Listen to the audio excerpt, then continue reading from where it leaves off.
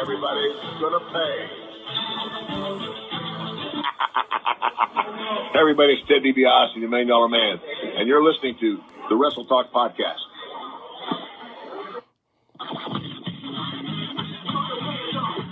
Without the night out, you're tuning to Wrestle Talk. 657-383-1521. We'll be discussing WWE, NXT, Lucha Underground, ROH, fantasy wrestling, and we have some of the best damn interviews for professional and independent wrestling that you've ever heard. And I'm Joe Lane. Ladies and gentlemen, buckle your seatbelts, keep your arms in the vehicle at all times. Wrestle Talk begins in 5, 4, 3, 2, 1. Enjoy the ride.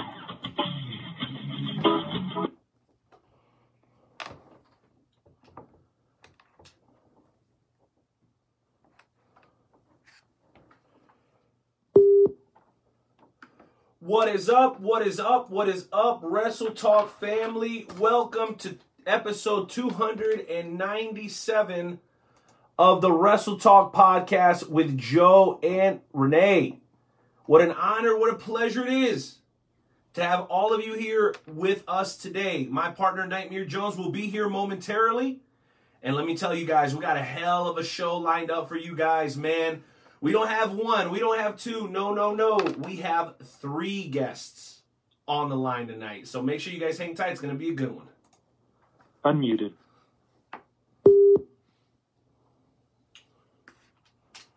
Alrighty. Waiting for Nightmare Jones to cue us in here, and then we'll go ahead and get this thing kicked off. So welcome.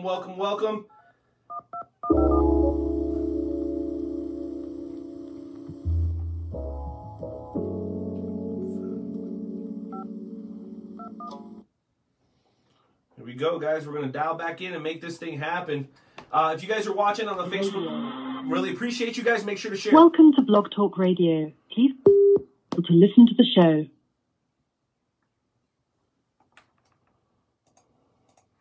Unmuted. Unmuted. All right, ladies and germs. Getting back with you guys here. I'm trying to get Joe figured out.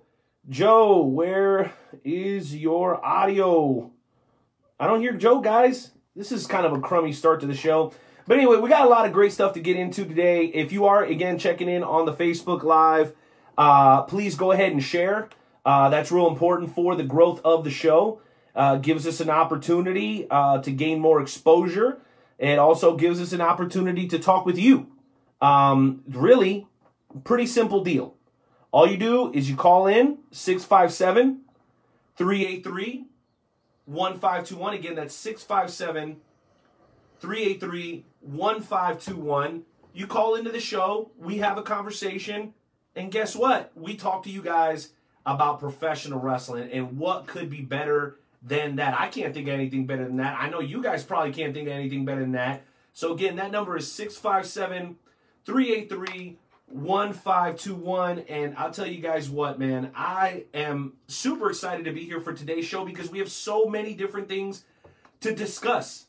I mean, obviously, huge news as of late in the world of professional wrestling, starting Can you with... hear me now, Nightmare? Yes, finally, Nightmare Jones. I told you that we were going to get it figured out, and here we are, man, live and in full effect, man. I knew we were going to get the technical issues figured out, man. Are you cool, bro? Is everything all right on your end?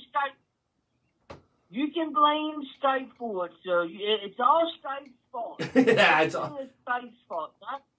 Not Nightmare Jones' fault. It's not the microphone's fault. It's all Skype's fault. But we got to figure it out. We're here. It's going to be a great freaking show. I got a 12-pack of Budweiser sitting in front of me. I am ready to go. We're going to talk to Titan, Mr. Grimm, who I've seen wrestle multiple times around my area.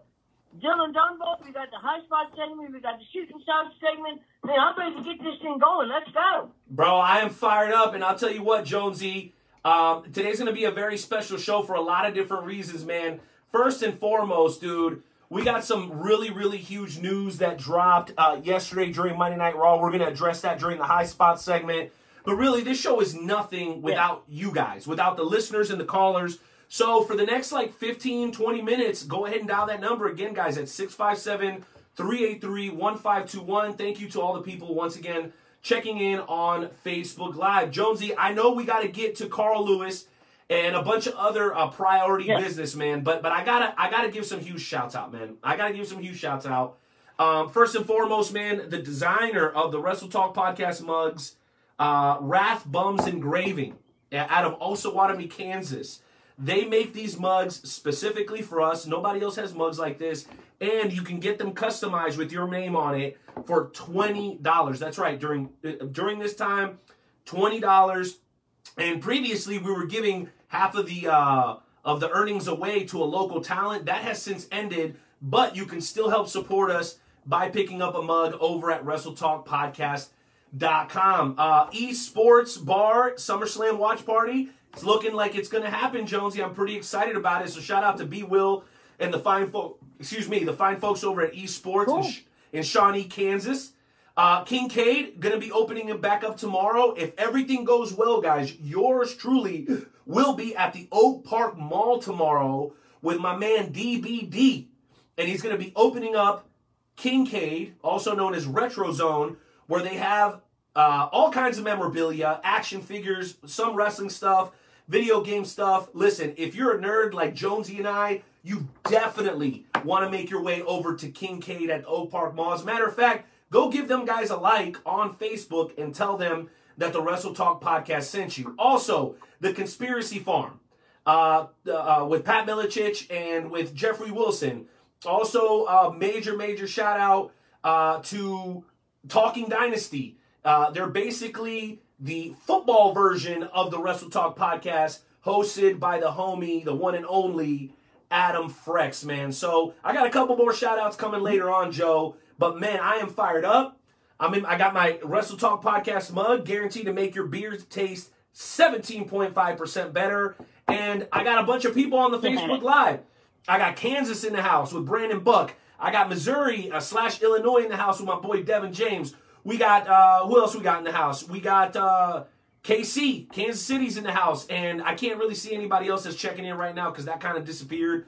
But we love y'all for checking in. Make sure to share the broadcast. Jonesy, all that said, man, we got to do what we always do about this time. You know what that is, right? Yes. That's right. 100%. 100%. You know what, guys? We're going to do what we always do. And we're going to ask you to respectfully remove your caps, place your hands over your hearts as we pay homage to the greatest country on God's green earth. And that's America, damn it.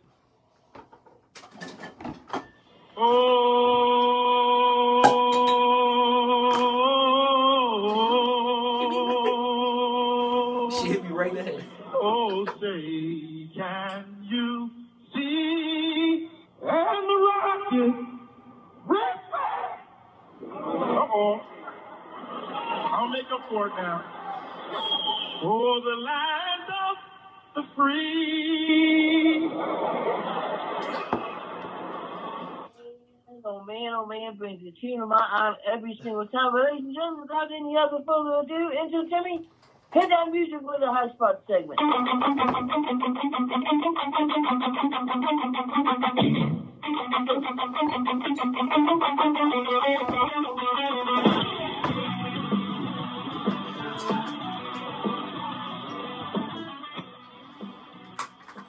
All right, ladies and gentlemen, we are ready for the High Spot segment. And yes, last night there was some breaking news that happened on Monday Night Raw.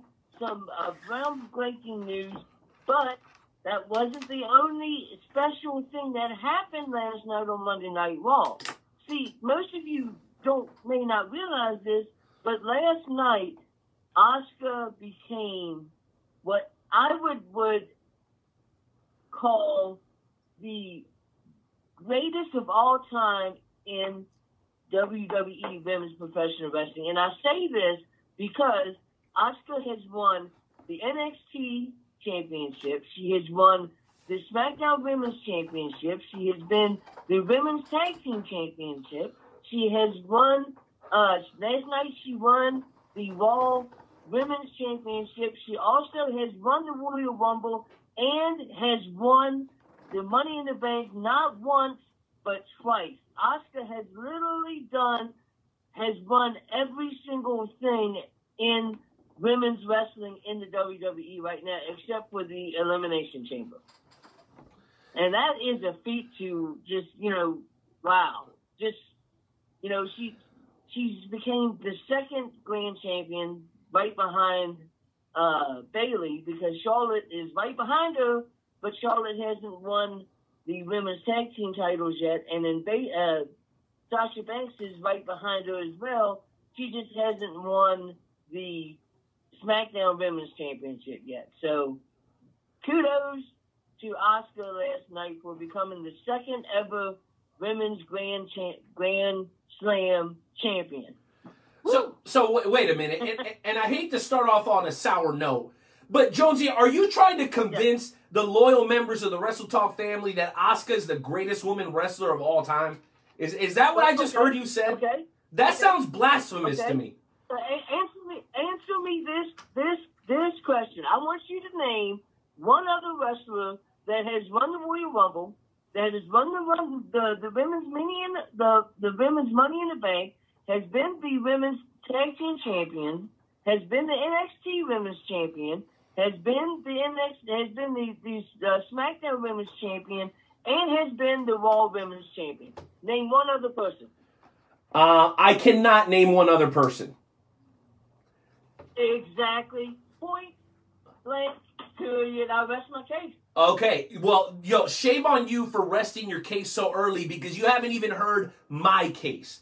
All you did was ask me a close-ended question, Nightmare Jones, and I am not letting you get away with it. Okay? Here's what I'm going to say. Okay. Here's what I'm going to say.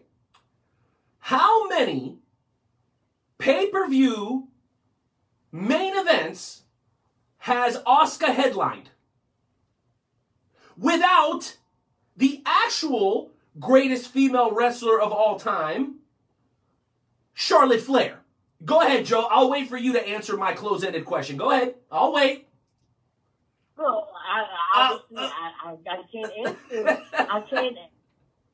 Listen, and we can debate about this. Question, but I will counter that. I will counter that with this. You say Charlotte is the greatest. How many times has Charlotte won the Money in the Bank Women's Championship match? 0, Jonesy. How many times? Zero. Zero. Okay, so let me counter that. And by the way, if you guys want to jump in on this, we got a lot of great topics tonight. And you guys know Jonesy and I could do this for weeks on end. But really, what we want to do is we want to include the members of the Wrestle Talk family. Again, you guys can do all that by dialing 657-383-1521. Let me answer that. Okay, so Charlotte has never won a Money in the Bank. Guess why, Jonesy? Because she's usually the champion when the Money in the Bank rolls around. She won. She was so successful on both SmackDown and Raw that they had to remove her to make room for people like Asuka. Do you understand this concept? She is so good and so incredibly talented that they've now got her raising everybody's level down in NXT because there's nobody that can really compete with her on the main stage. So listen, I love Asuka. I like Asuka more than Charlotte Flair. But the idea that Asuka has surpassed Charlotte is ridiculous. And let's remember who ended Asuka's undefeated streak. We can keep going with the close-ended question.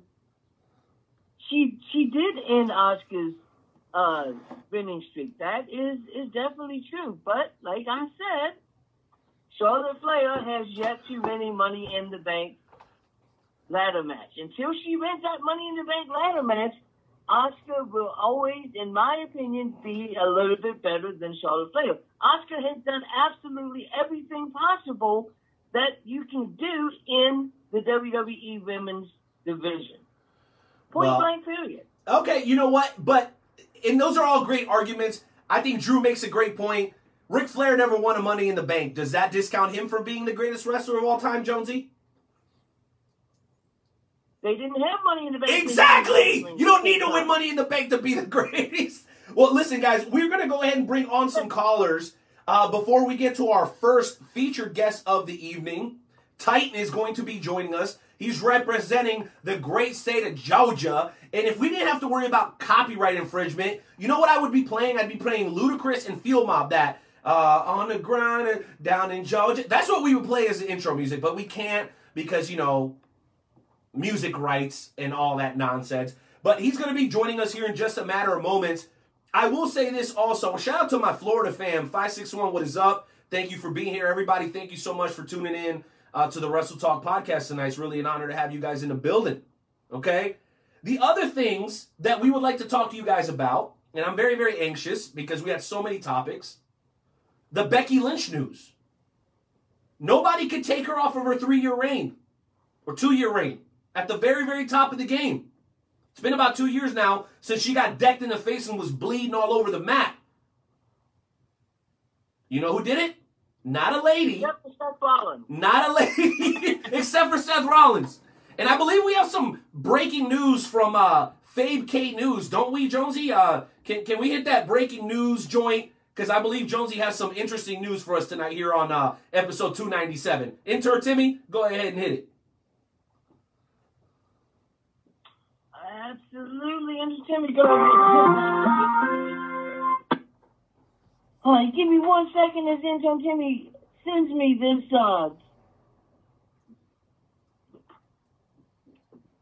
Intern Timmy is going to be fired because Intern Timmy did not send me what I'm looking for. So just give me one. No, wait. I got it. I got it. Don't worry. I got you, son. You got it. I got it. Send it to you instead. Okay. Son of a gun.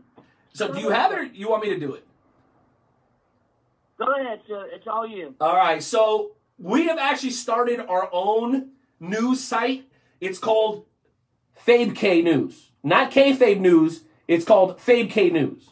And according to Fabe K News, Becky Lynch actually lost the title due to a small package from Seth Rollins.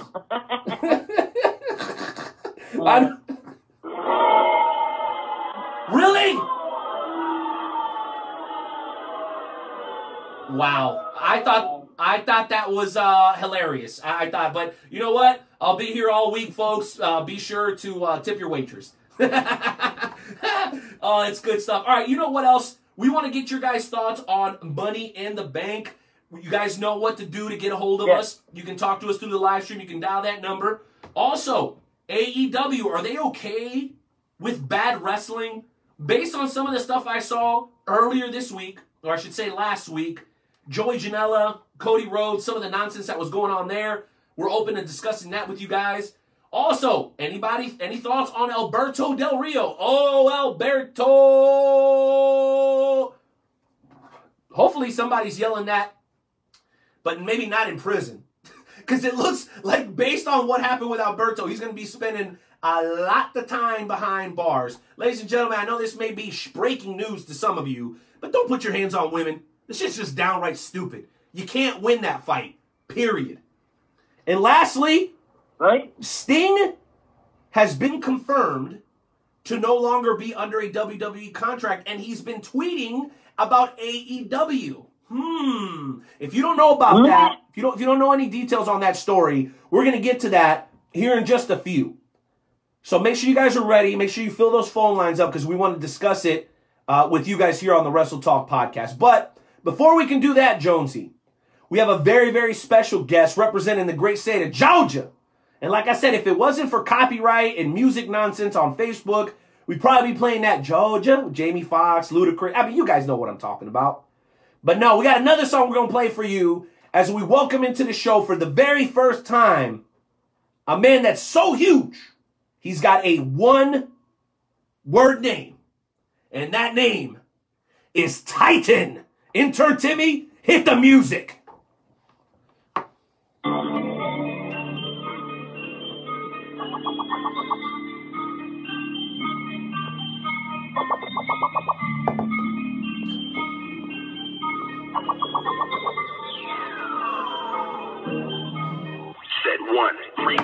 digging in. Stacking on a couple more plates. In the gym, I ain't got no friends. I'm here to win, I'm off your beats weights. Every time you think that I'll be done, I'll be throwing up a couple more reps. Hey, what up? Big man's in the house. What's up? What's good, baby? What's good? How you doing? Not much, guys. Not much. Thanks for having me on tonight. Well, thank you for coming on, sir. That is it. We appreciate you taking time out of your busy schedule to come on to the podcast tonight, sir. Oh, thank you. Thank you. So, I guess the one thing that I wanted to ask is a lot of wrestling fans that have seen you,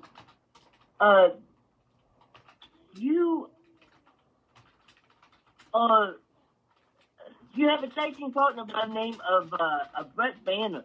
Can you tell us about this tag team that you have? Yeah, so Brett Banner and we actually started out not liking each other. I don't know what all I can get away with on saying on this, but so we started out not liking each other. I beat him. Let's just be frank. I whipped his ass twice in a row, and after that, we kind of had a mutual respect for each other. So. Okay, so basically, it was one of those things where your enemy becomes your friend. It's one of those things. Yeah, absolutely. And we, after the second match, I caught him. It's the second time, actually. And Brett's not a small guy. If anybody wants to check him out, you go to our Facebook, Generation Iron Tag Team. Brett is about 5'10", 5'11", and about 230 pounds of just rock solid muscle. And I caught him. Big boy. Both times I beat him, he was jumping off the top rope, and I caught him in midair and walked around with him before I gave him initially the rock bottom for the victory. But that second time I caught him, I think that was kind of what got him, because after I pinned him, he grabbed me right after our match and hugged me right in the middle of the ring and was just like, I'm done.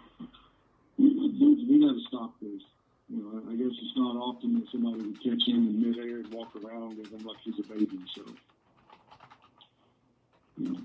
yeah, absolutely. Yeah, he's definitely not he's definitely a big boy. Now, from what I've been able to find out about Titan is not only are you a wrestler, but you regularly help out find and produce custom entrance music for professional wrestlers. How did you get into making custom wrestling entrances, theme songs? Well, it actually started back when I was 16. You guys have been joking around about using the Jamie Foxx and Luda Georgia song. If you guys wanted to have used that, I could have sent him an email and asked him. What? Since 16, I've been DJing and toured for and with multiple multi-platinum recording artists, D4L, Franchise Boys, Jody Breeze, Young Jeezy, the whole Boys in the Hood group. Wow. Partied with Luda and the T.I. and we're cool cats, man. We're cool cats. Wow. Well, way to go, intern Timmy. Did you find that? Intern Timmy failing on the research, man. I wish I would have known that, bro. I got a lot of love for the state of Georgia. I'll wait for my turn, but that's awesome. Well, I don't tell a lot of people that. It's one of those things when I was under contract, I wasn't really allowed to show my face. So I always had to keep my brim real low, or the lighting had to be just right so nobody could see my face. I don't really tell a whole lot of people that. It's not that I'm ashamed of it. It's just, that's a part of my life that I don't do anymore. And if so many people start hounding, man, it's just like walking through that curtain in that arena and the crowd's chanting your name. Wow. You know, that's an itch you can't scratch but to walk out from behind that curtain. And I don't want to DJ anymore. I've been retired for 10 years now, and I don't want to go back into that. But I do help with indie guys. So if anybody's looking for a certain song that they can use anywhere without copyright, they can feel free to hit me up on through that Generation Iron Tag Team Facebook page. Tell me what your character is. If I can't produce it, if I can't make something that I feel would suffice as far as like this just ain't good enough for your character, I'll do my research with other producers and try to network and get you something pretty cheap. Usually it comes around about the $100-$150 range, and you can get royalty-free music you can use on any television, YouTube, whatever you want, you can use it. Wow. Dig that. That is freaking awesome. Wow, yes. Absolutely. I don't want to take up all of the time because I know that we're on a tight schedule. So, Renee, why don't you come in here with whatever questions that you have? No question. Titan, man, once again, welcome to the show. Thank you for making yourself available, man. It's really an honor.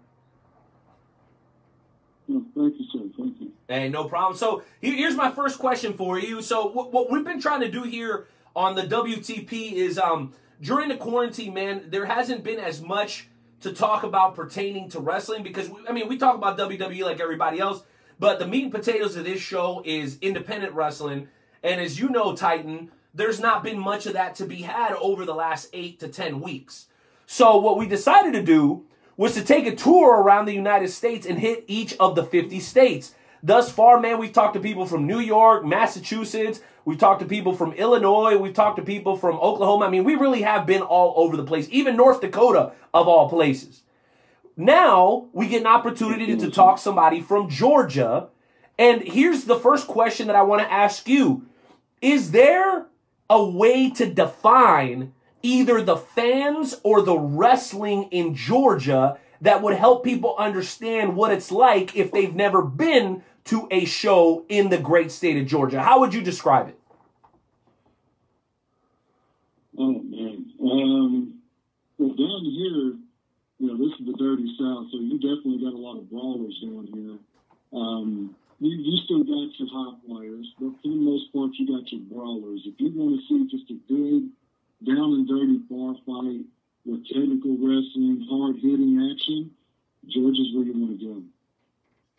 No doubt. And you know what? I heard, Titan, some guys that have made their names in the music business have also tried their luck in the professional wrestling world, specifically Southern guys. We heard just a couple of months ago, Master P trying his luck in wrestling with House of Hardcore, but specifically from the state of Georgia last year, Little Scrappy made an appearance in the world of professional wrestling. I got to ask you, man, how did you feel about that? And how do you feel about musicians such as yourself making the transition into professional wrestling? Do you believe it's a natural transition? I'm going to go ahead and tell you that the only natural thing that comes with making that transition is you know how to work the crowd. You can read and feel the crowd. The mic skills are already there. So you know what to say, when to say it, and how to say it to get a reaction. But, other than that, the physicalities that go along with wrestling, as a sport, you can't prepare for that. Well, no question. I know a lot of people have tried it, and only a few have been successful. You are definitely one of those guys. So let's talk about you a little bit, Titan. You obviously continue to wreak havoc in your region, being a big, powerful guy. Tell us a little bit about your in-ring career. What are some of your highlights and maybe some of your lowlights up to this point as an in-ring competitor? Well, to start it off, the match that actually got me hooked was I was doing a benefit for the Wounded Warrior Project.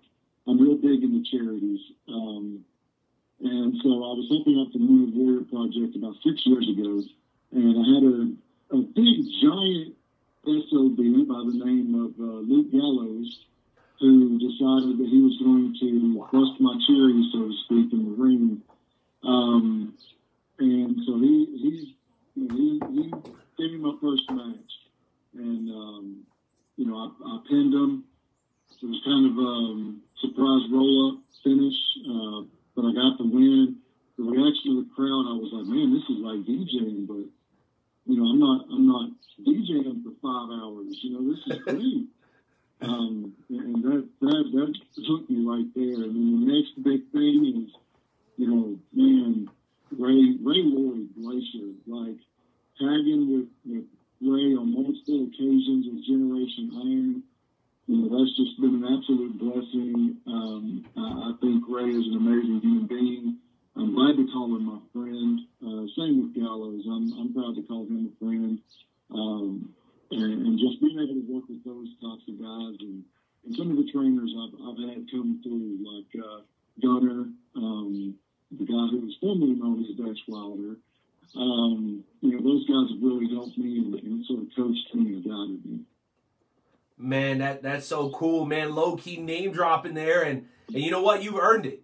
You absolutely have earned it, dude. That is I think so many people go throughout their career hoping to have those sorts of experiences, and man, you absolutely have. So thank you for sharing those with us here on the Wrestle Talk podcast, man. Let me transition into another question before I throw it back to Joe. You said that you're big into charities. You mentioned the Wounded Warrior Project. Shout out to all of our service members and frontliners here in the greatest country in the whole wide world, the good old US of A. But there's also another charity that you're heavily involved with, and I think here on the Wrestle Talk podcast, we have a very special place in our hearts for this particular charity, and it's called Fighting for Autism. I know you've been involved, and we've been very, very fortunate to play a very small part in supporting Fighting for Autism. So I guess let me ask you that question. What is your connection to autism? Is it you? Is it somebody in your family? And what made you go from having that experience to wanting to do something about it? Because it's real nice to hear people say, hey, man, that sucks. That's terrible. Hate to see people suffer. To actually get out there and do something to try to help. And you have absolutely done that. So talk to us about why autism and the cause is near and dear to your heart, and when you decided to take that next step and actually do something about it. Well, it actually happened about, roughly when I retired from music. 2 years later, my middle son was born. And so we started noticing little signs, and we got him, tested, and he was diagnosed nonverbal autism spectrum disorder. And I didn't know what it was, so I started doing more and more research. And, it broke my heart at first. I was mad at the world, mad at God. I ain't gonna sit here and lie to you. I was mad at everything. And so I started looking at support groups. Got with Brian Higginbotham and Paul and Christian over in London and Australia through Fighting for Autism, just stumbling through Facebook trying to research. And I was the very first professional wrestling ambassador that they ever accepted into the organization. Everybody else was professional MMA fighters. As I started working with the charity, I got promoted to a regional director, and now I'm the vice president of U.S. operations. But this thing is it's not something that we take lightly. We bust our rear ends day in and day out for awareness, and we really put it out there and try to do stuff for the community. Unlike another charity that I will not name, I will name some other people though. You've got, like I mentioned, Brian Higginbotham. I wouldn't be doing this without him. the Spectrum Slam that went on last year, that wouldn't have been possible without Devin James. And just the amount of celebrities that have been involved in helping, even raising awareness, even going as far as just doing a simple shout out like Diamond Dallas Page did a few years ago. Right. Those little things go a long way with raising that awareness. Well, that I think is something that a lot of people can relate to. I know one of my nearest and dearest friends, DeJuan Mills, one of his children has been fighting the good fight. And before we jump off that topic, I think there's still a lot of misinformation out there pertaining to autism. I'm going to go ahead and ask you this, and then we'll move on. What does that look like? What does autism look like, Titan, for people who are just not aware yet? And if you're not aware yet, you must be sleeping under a rock because it's all over the place. But what does it look like to have or to be around somebody with autism? Well, I mean, it's, unlike, I hate bringing this out, but unlike, like Down syndrome or something, there's not a look, so, you can't look at a person and tell that they have autism. It's in their personalities, it's in their speech, the way they walk, the way they talk. It's totally different on every individual. We say when you met one person with autism, you've met one person with autism. For myself, with my two youngest sons, both being on the spectrum, it's like night and day with their personalities. And so, I've got three boys. My two youngest ones are on the spectrum. Both are considered nonverbal. And, my sons are different than Christians or Paul's or Brian's. But it's rough. I mean, but every day is a blessing. Every day is something new. The smallest achievements that some parents take for granted, like they complain because their child talks too much. I'd give anything to sit down and have a conversation with my kids. And there's a lot of parents out there like that. So it's different, and every day is every day is a battle, every day is a blessing. Man, thank you so much for shedding some light on such a personal and sensitive subject. On that note, let's go ahead and get back to wrestling. Jonesy, why don't you jump back in here? I know you got some more questions and some more thoughts for Titan, repping the great state of Georgia, baby. What do you got for us, Jonesy? Yeah, just the whole autism thing is absolutely amazing. In my area, we have, instead of fighting for autism, we have a charity called Body Slamming Autism. So it's basically the same thing. All the proceeds go towards the autism charity. So that is an absolutely awesome thing that you are doing. So I guess that my next question is, for those that don't know who Titan is, can you tell us a little bit about who you are? Well, I've sort of explained a little bit. So you want to be a little bit more specific on that? I mean, compared to other professional wrestlers that we may have seen in say the WWE, who would you compare yourself to in the WWE? I guess is a different question. I catch a lot of flack for it, but I'd probably say John Cena. And I'm not saying that. Okay. I'm not saying that I'm the most over individual. I'm saying that because I would go out of my way to to help and do charitable work. But I keep everything simple in the ring. I still tell my stories that need to be told.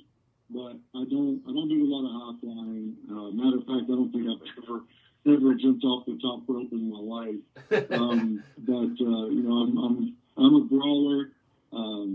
I I'm 290 pounds and 6'2". I'm the guy on the bar that you just kind of stay away from.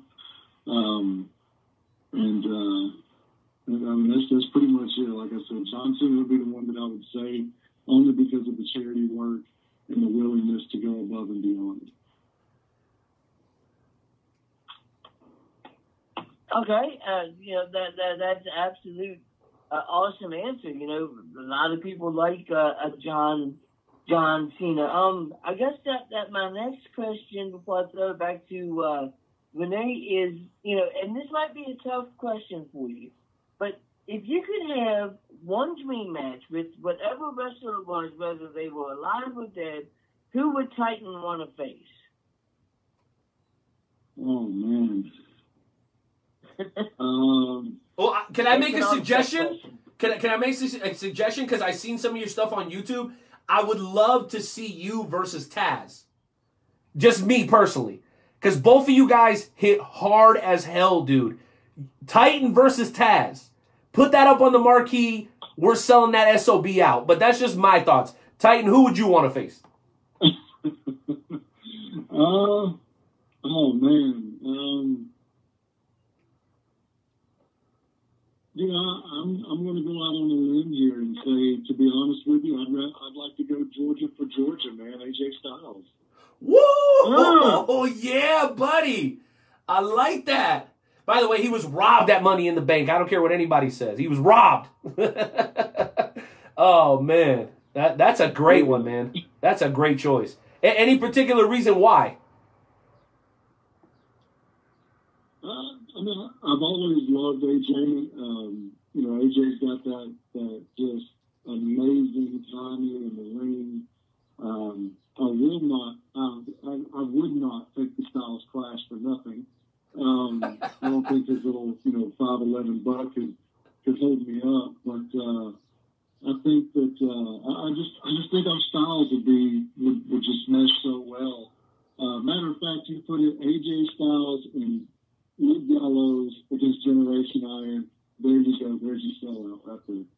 Yeah, we'll sell that SOB out, dude, no doubt. Well, listen, Titan, we are nearing the end of our time here. But before you go, I did want to just more or less ask you for one favor. Everybody's got a fun and interesting story. Something that's happened to them in the locker room, on the road, interacting with a fan. Anything like that you might be able to share with the listeners of the Wrestle Talk podcast tonight, man? Anything cool, funny, interesting, goofy, ridiculous happened to you so far in your career? I'll plug the Facebook page again if you go watch our videos. My tag team partner and I the way we work is pretty much a D-Generation X style as far as the way that we present ourselves. But it's not too far off from fact, okay? And the reason I say that is the way that we actually got our first match, and this is a very funny story, is we went out there to introduce ourselves as a tag team, and these guys came out and cut us off, started talking over us, running their mouth or whatever, calling us old timers, and we didn't have a match scheduled that night, so it made me mad. Here I am doing all this charity work, I'm putting butts in the seats, and these guys want to be disrespectful. So Banner and I went in the locker room and stole their bags and actually put them in my car. So they couldn't change. After their match, they couldn't change. And so they're in the back, man. They're cussing everybody out except us. And so they're like, "Where's our bags? We know y'all got them, yada, yada, yada." And they were like, "Man, some fan came in and took them." And so, they interrupted the intermission, going out there, they're screaming at the fans. Nobody's walking out of this building till we get our bags, this, that, whatever. And so by that time they hit our music, which is the music that you played. And when the bass dropped, we come walking out with their bags. And the look on their faces was priceless. Oh, yes! But not only did we steal their bags, but we put goodies in their bags. We had a couple of stress balls that we put in there for a gag. Different things like that to get a joke. And so one of the guys is screaming at us, those are our bags. And we're like, yeah, we know. And I was like, man, I wonder what's in these bags. Why are they so antsy to get them? So, we're opening up their bags. They're throwing their T-shirts to the crowd. I mean, we don't care. And so we're going through both of their bags. And at one point, I found a pair of, old school 90s Dunbar pants. And I got those out of his bag, and he was like, man, those are my workout pants. And I was like, I think they fit me. So I just plopped down on the concrete and put the pants on. And I actually wrestled him in those pants. And then we're getting the other gentleman, his name is Charles. We're going through Charles's bag, and the other individual, I can't remember his name, but we pulled out those two stress balls, and the guy that's not Charles, he was like, man, those are my balls. And I leaned up to the mic and I went, well, they're your balls, why are they in his bag? And, the crowd just erupted. They said, F this, get in the ring. We're going to fight. So we did. We went in there and just whooped the hell out of those boys. And, it was pretty much shoot. I mean, they were pretty mad at us. But once we started really hammering down on Charles, taking our turn on him and just whooping him, his tag team partner actually ran out, got his bag, and ran out the front door in full gear, holding his bag. So that's awesome. That's how we got our reputation. That is legit as hell. And I'll tell you something. I don't know if this saying started in Georgia, but just for the sake of this conversation, let's just say that this saying originated in Georgia, and here it is. Don't start nothing, won't be nothing. If you don't want no problems, don't come looking for Titan, because you are most definitely going to find them. Titan, I got to tell you, man, what an honor and a pleasure it's been to speak with you today. Before we let you go, man, last bit of a favor that we're going to ask you. One, tell people how they can follow you on social media, so that way when you get back to work, they know exactly where to find you. And then number two, man, allow myself, Renee Martinez, the Night Owl, and Joe Nightmare Jones to welcome you in as the newest member of the Wrestle Talk family, man. What an absolutely great time we've had with you, and we hope we can do it again down the road, man. Thanks a lot. Oh, absolutely. And you can just follow me on that Facebook, Generation Iron Tag Team. That's really how you're going to find me. You're going to find me any other way. You got it, Titan. You have a good one, man. Take it easy down there. Thanks, guys. You too. Thanks for having me. Adios, brother. Peace. Adios. Peace. Man. Titan, boy. I feel like we could have done another 20 minutes with him, bro. Easy. Right? No question. Right? Easily. No question. Well, Jonesy, you know what? We got a lot of questions out there for our listeners that we still need answered. And we're going to get to those in just a couple of moments. And what were we talking about? We were talking about the Becky Lynch situation. We were talking about, where are all my notes? Jeez Louise, I lost everything now the last couple of seconds. Oh, yeah, we were talking about Sting no longer being under contract with WWE and tweeting at AEW. Does that mean we're going to be seeing him on AEW very soon? I don't know. It'd be interesting to know. Also, is AEW ignoring bad wrestling? I think so. We'll talk about that a little bit later. And then, oh my gosh, Alberto is going to jail. So right after our interview with Mr. Grimm, we're going to get to FWWC, and we're going to talk to you guys about all those topics and much, much more, including your guys' thoughts on Money in the Bank. With that said, it is time for our second featured guest of the evening. Enter Timmy. Go ahead and get that music ready. And Nightmare Jones, why don't you go ahead and cue up your notes and do the introduction for Mr. Grimm? Absolutely no problem whatsoever. So, ladies and gentlemen, the next gentleman we're going to have is an internationally recognized professional wrestler. He's known as the Hitman for Hire. He hails from Washington, D.C. He was trained for professional wrestling by Matt Wild, who is a guy that I am not, that I'm very, very familiar with. You know, he wrestles for EWA, the Monster Factory. This dude is a complete monster. Ladies and gentlemen, it is all honor and privilege to bring in the one and only Mr. Grimm. Let that play, baby. I like it.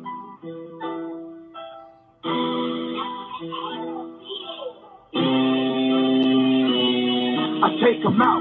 Show him what dominance is about. Let's go. I'm a hidden man for high. Your body down for the count. Move him out. Let's go. A title I'm never leaving without. Taking winners, Mr. Grimm, and I'm taking all of you out. Take him out. Show him what dominance is about. I'm a hidden man for high. Your body down for the count. Move him out. Oh, that goes so hard. I like that right there, Jonesy. I like it. Mr. Grimm, how you doing, sir? All right, and yourself? Good, good. Welcome to the Wrestle Talk podcast. So what Yeah, I is appreciate Mr. you for Grimm having me, man. Oh, absolutely, no problem. So what has Mr. Grimm been up to since this whole coronavirus has put a halt to just about everything? Honestly, just preparing myself to get back in the ring. I've used some of this time, you know, to try to focus on things that I've been neglecting a little bit. You know, I've tried, you know, working back on my diet. I've dropped weight, even though, you know, everything is in quarantine. So I went from 290 like earlier this year, and I'm down to 269 right now. Hey, way to go, bro. That's good shit right there. Yeah, I appreciate it, man. Like, I'm gonna be real with you. You know, it's good to be a big guy that can do amazing things that, you know, you're not supposed to do. But it's even better to be in better shape and to have that look, and that's what I'm trying to do. Well, Jonesy, if you don't mind, Joe, if you don't mind, I'll go ahead and take the lead on this one, man. I'm actually real excited to talk to Mr. Grimm. I've seen some of his stuff on YouTube, and we'll get to that. But I got to ask, man, so we're doing this tour of the United States, and now we're talking to somebody from D.C. And everybody knows Washington, D.C. as the, you know, the home of the White House. But there's another side to D.C. that people don't know about. So can you talk to us a little bit about your upbringing and what it was to come up in a city like D.C.? Because, again, I think from the outside, people really don't have a good idea of what real D.C. is actually like. So why don't you tell us a little bit about your upbringing, Mr. Grimm? Well, a lot of times, you know, when people think about D.C., they think about, you know, like you said, the White House, the monuments, and, you know, all the tourist attractions. But that's not where I was raised. I was brought up off of Texas Avenue in Southeast D.C., and, you know, it wasn't a real bad neighborhood. It was just the people that were there. You know, you had different neighborhoods that were beefing with our neighborhood, and, you know, we were beefing with another neighborhood. And it was all over, you know, everything, all the fights and the drama that I had could have been prevented. It's just, you know, sometimes I'd walk down the street and it would be guys from this neighborhood called 37. And they would come up to random people and just be like, oh, yeah, we heard you said F-37. So now they're ready to fight because they're like, oh, you know, you said, you know, F our neighborhood, and I'm not going to back down. So then it'll end up being, hey, look, we get into a fight. I'd end up winning. They'll come back, bring their people. I get jumped. Then, you know, my people will come back, and then it would lead to shooting and stuff like that. And all of that was just unnecessary. So when people sit up here and think about D.C., it's good to know about, you know, the monuments and the good side of it. But just know, like, it's a lot of people out there who get put in a situation to where they can't succeed or be what they want to be because they get caught in these neighborhood, you know, these neighborhood gangs, and it's like you have the need to feel protected or want to roll with a certain crew because if you don't, then you're looked at as a bitch. Yeah. So I've seen a lot of Yeah, like I see a lot of good people who, who wanted to be doctors, who wanted to, do something positive with their life that have lost their life because they have been, caught in the streets. And it's not necessarily that they want to be in the street. It's they feel the need that if they're not with this crew, with their neighborhood, and, they get into it with the other neighborhood, then they're going to be by themselves. Absolutely. Places like Anacostia, College Park, College Park is good. Anacostia is not so good. well, let me jump in with my let me jump in with my follow-up question because I think it plays right into what you're saying. So listen, I'm from I have a similar background as you. You just have a little bit of a darker pigment than me. I'm Mexican, you're black, but the struggle is the same. And some of us have a reason to get out of that. Mine was I got married at a young age. My beautiful wife helped move me in the right direction. I moved out of the neighborhood that I was originally growing up in. I grew up down in the Miami area. So I had my reason. That was my reason. I had a great mother and a father, whatever. But my wife was really the reason that I decided. What was your motivating factor, Mr. Grimm? Was it a grandparent? Was it your parents? Was it a mentor, a big brother? What was it that helped you not fall into the game, so to speak? And now, man, you've wrestled for MCW, Rockstar Pro. I mean, we're going to talk about all your accomplishments for sure, no doubt. But what was it that triggered for you to pursue something other than the street life? Well, honestly, don't get me wrong. I wasn't always a saint. I did run with my neighborhood. And what got me out of there was the fact that I got into a fight with somebody. And I won. Then they brought like 11 people to jump me. So I literally got jumped by like 11 people, but I was like, sticking and moving the whole time. Like, for it to be 11 people, me against 11 people and just have like a swollen ear, no blood or nothing, I look at that as a win. But the issue was this. My parents, a lot of the people who were a part of, the altercation was from a high school called Ballou. And, Ballou, they're known for, some of their students getting, shot up, like, in front of the school and stuff like that. And wow, they didn't want that for me. And honestly, it was a lot of people who knew what I looked like, and I didn't even know what they looked like. So every single day I'm going to school, I have to watch over my shoulder. And, I could have possibly been killed by somebody and, not even know, like, who to look out for. So your parents, that's great, man. Yeah, after that situation, they ended up moving me out to Bowie, Maryland. And, I've been good ever since. The rest is history, no doubt. Well, I got a lot more questions, but I don't want to be selfish. Nightmare Jones, I know you're real close to Mr. Grimm. I know you've seen him in action. And I don't know, maybe both of y'all are Redskins fans. Maybe it's 2 against 1. I might be the only Kansas City Chiefs fan on this phone call, but I'll let you jump in at the risk of having to talk to 2 Washington Redskins fans. Absolutely. So, Mr. Grimm, you were trained by a guy that I've had the opportunity to referee his matches.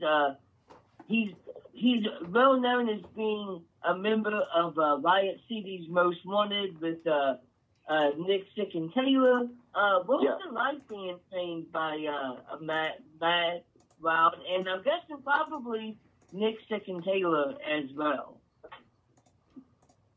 Well, if you look at my style, like, I'm very aggressive.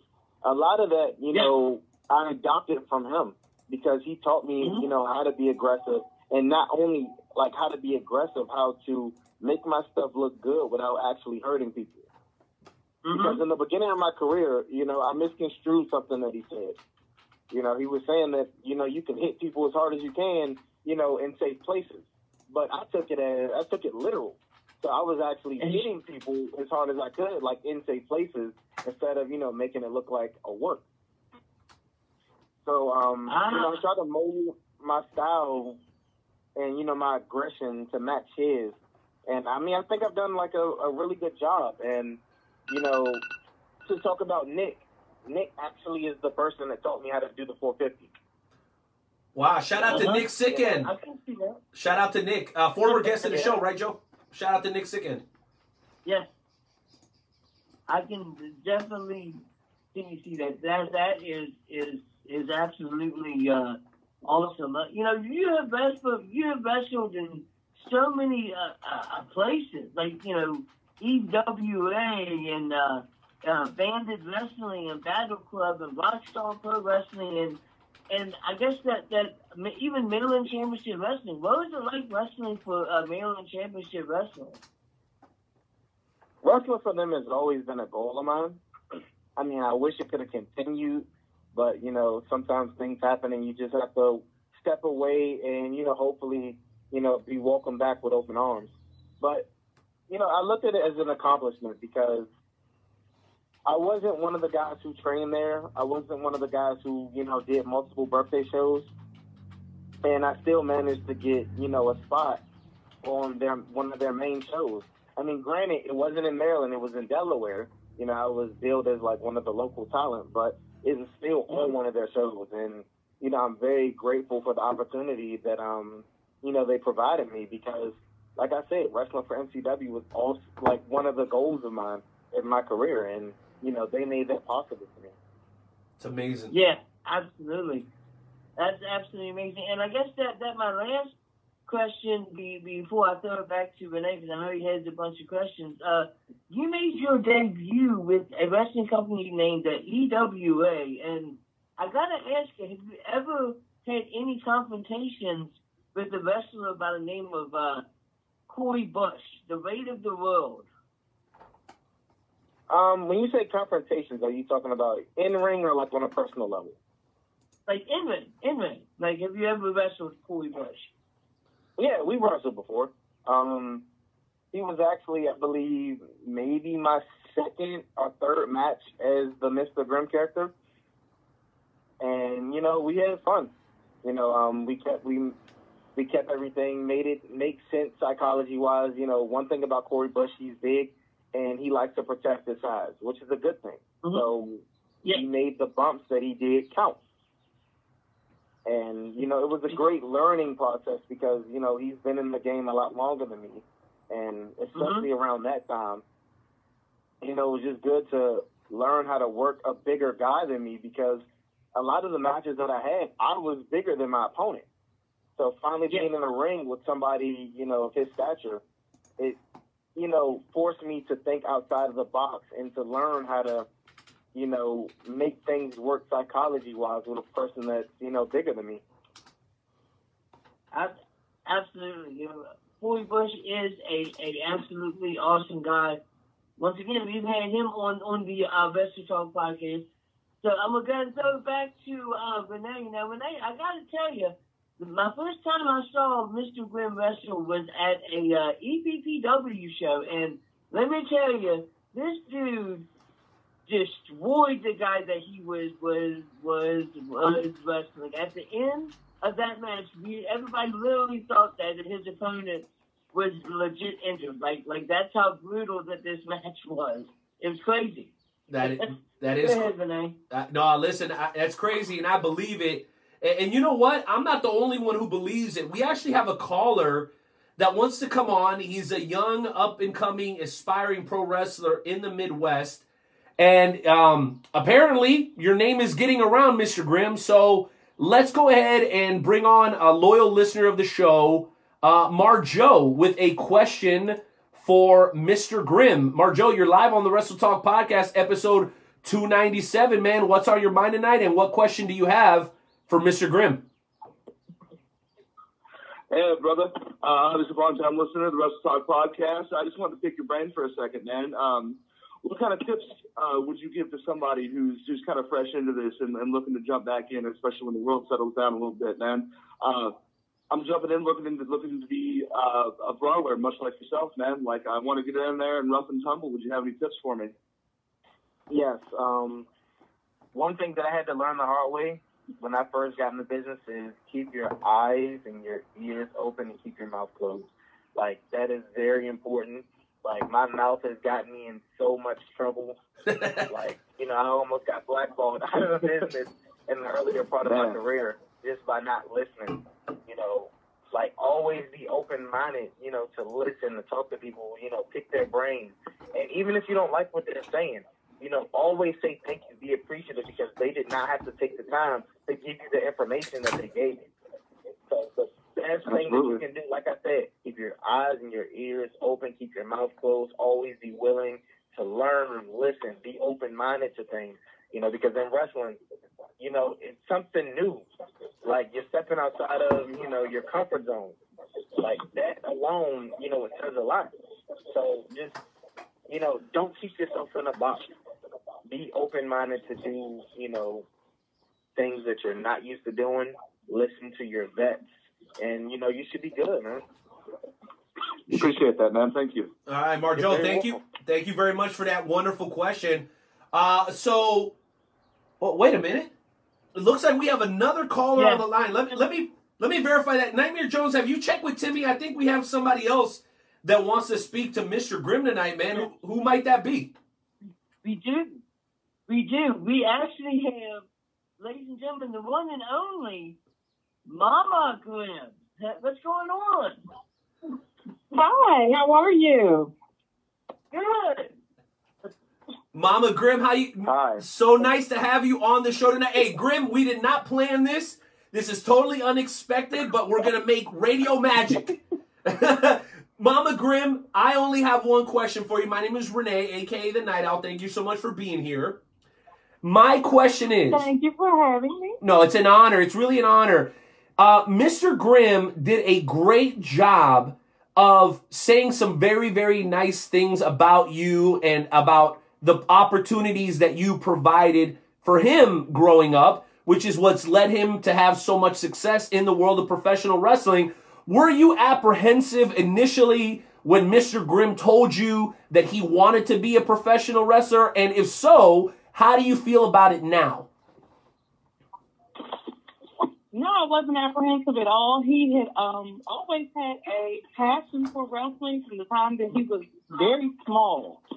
So I kind of knew that this was a part of who he was. I'm very proud of him. It's just amazing. I was actually just speaking to someone, and I was saying that, you know, when I really realized who he was in the wrestling arena was when I saw him signing autographs for his fans. And I was like, wow, this is so cool. But yeah, I'm really, you know, I'm very proud of him. He's amazing. He's so dedicated. He is just, you know, always on top of his game. He's always trying to, you know, bring in other people and help other people out. And he's just an amazing person. He's an amazing son. And I'm very proud to be his mom, a.k.a. Mama Grimm. Mama Grimm. Well, I can tell you're super duper proud. And listen, and we usually don't do this, but we are on the heels of Mother's Day. And Mama Grimm called and she said, you let me on or else. And I said, hey, I don't want to tick off Mr. Grimm or Mama Grimm under any circumstances. So, Mr. Grimm, while we still have you on the line, man, and anything you want to say back to Mama Grimm, obviously she's very proud of you. You sound real nice, but I've seen you in the ring. So don't let this fool you guys. This is not a guy you want to tick off, either in the ring or anywhere else. So, Mr. Grimm, anything you would like to say back to Mama Grimm as we are on the heels of Mother's Day?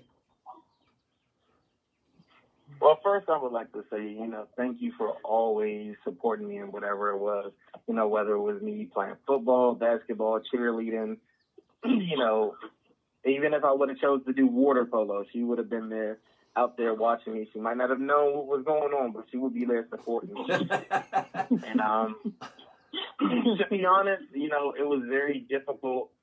You know, she did it on her own. Like, she didn't really have help from my dad. I mean, and, you know, she did a hell of a job, you know, raising me. I made mistakes, you know, and I learned from my mistakes. It's a lot of times she said, hey, don't do something, and I did something, and then end up, you know, realizing later that I should have just listened to her. But I want to say, you know, thank you for always having my back, having my best interest, always supporting me. And, you know, a lot of things in life that I've done, I would not be able to do it if it wasn't for you. Wow, man. Well, Mr. Grimm, Mama Grimm, all I can say is, man, I don't think we've ever had a more touching moment here on the Wrestle Talk podcast. And the truth of the matter is this, guys. These guys, the Mr. Grimms, the Titans, the Dylan Dunbars of the world, they go out, they risk their neck on many occasions for not a very big paycheck, but they love it. And their family loves them. And that's where they get the fuel to do this. So if you ever had any doubts as to why guys put their necks on the line to entertain you, it's because they have people like Mama Grimm in their corner supporting them. And that's why they do it. They have the confidence and they have the support to be able to go out there and put it all on the line. Well, Mr. Grimm, I got one last question for you because I would like to get to know you a little bit more as a person. And here it is. A lot of talk recently, and I don't even know if you're a video game guy, so I'm kind of taking a shot in the dark here. But a couple of big announcements recently. GTA New Edition. The new GTA is coming out soon. The new Tony Hawk is coming out soon. If Mr. Grimm had to choose between the new GTA and the remastered Tony Hawk, which would he choose? I mean, is that even a legit question? Hey, listen, people are debating all over social media, so I think it might be. You know GTA. Come on now. I played Tony Hawk, as a kid, but, GTA is GTA. Nothing can really beat that game, honestly. I love it. Jonesy, I knew he was going to say that. Personally, I'm more of a Red Dead Redemption guy, but really, Red Dead, GTA, it's all the same thing. Well, listen, Joe, before we break off from Mr. Grimm here, man, did you have any final thoughts or questions for a man that is assuredly going to be a regular guest on the show? I would love to have him on again. I'm sure you feel the same way. Oh, absolutely, man. I'm glad that you were able to come on to the podcast tonight and I talked to us, and you just gotta promise that you won't be a stranger and you'll come back on again. So. I'm always willing to do podcasts. I love doing them. It actually helps me, get comfortable with speaking in public, doing promos. So I try to do as many of these as possible because I've noticed when I first started, I would say a lot, and now my count is going down. So anytime I can do a podcast, I'm definitely willing. I'll tell you what, if you want to work on your promo skills, the FWWC, the Fantasy Wrestling Worldwide Chapter, is a great place to work on your promo skills. Would I be correct, Night Owl? Well, there's no question about it. And you know what? That's a great lead-in, Joe. We are coming back after the break with the world's premier fantasy wrestling promotion. But before we do that, Grimm, thank you so much for sparing some of your time. You obviously have a wonderful family. You have a great career ahead of you. And we obviously don't want anybody to miss it. So do us a favor and drop your social media here on episode 297 of the Wrestle Talk podcast, man. How do people keep a hold of you? All right, so I'm big on marketing, so I made it very easy. If you go to any search bar, type in the Hitman for Hire Mr. Grimm with 1 M or Mr. Grimm Wrestler. If you type that in your search bar, the first thing that is going to pop up is my Facebook page, my Brown Butter Wrestling page, and you can catch all of my social media just from typing those two things in. Wait, time out. Did you call yourself Brown Butter? No. I'm joking. I'm only kidding.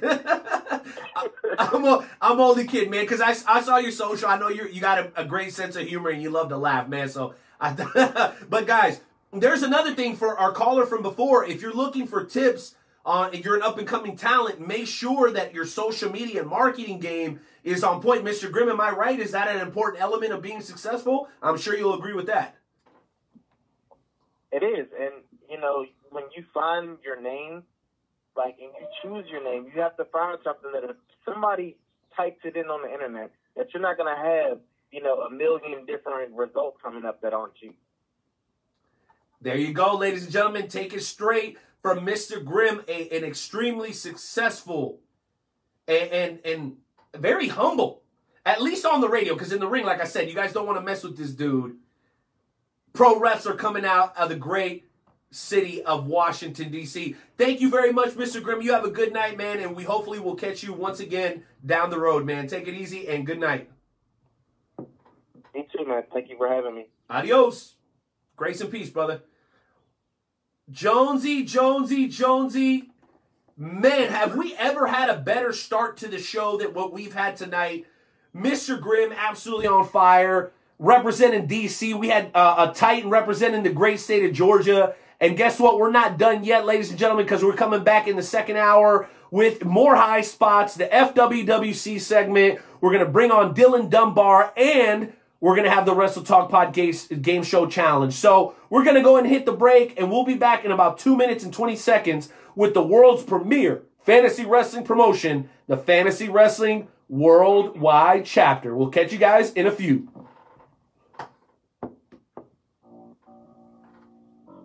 And turn it up. Jeez Louise, Papa Cheese.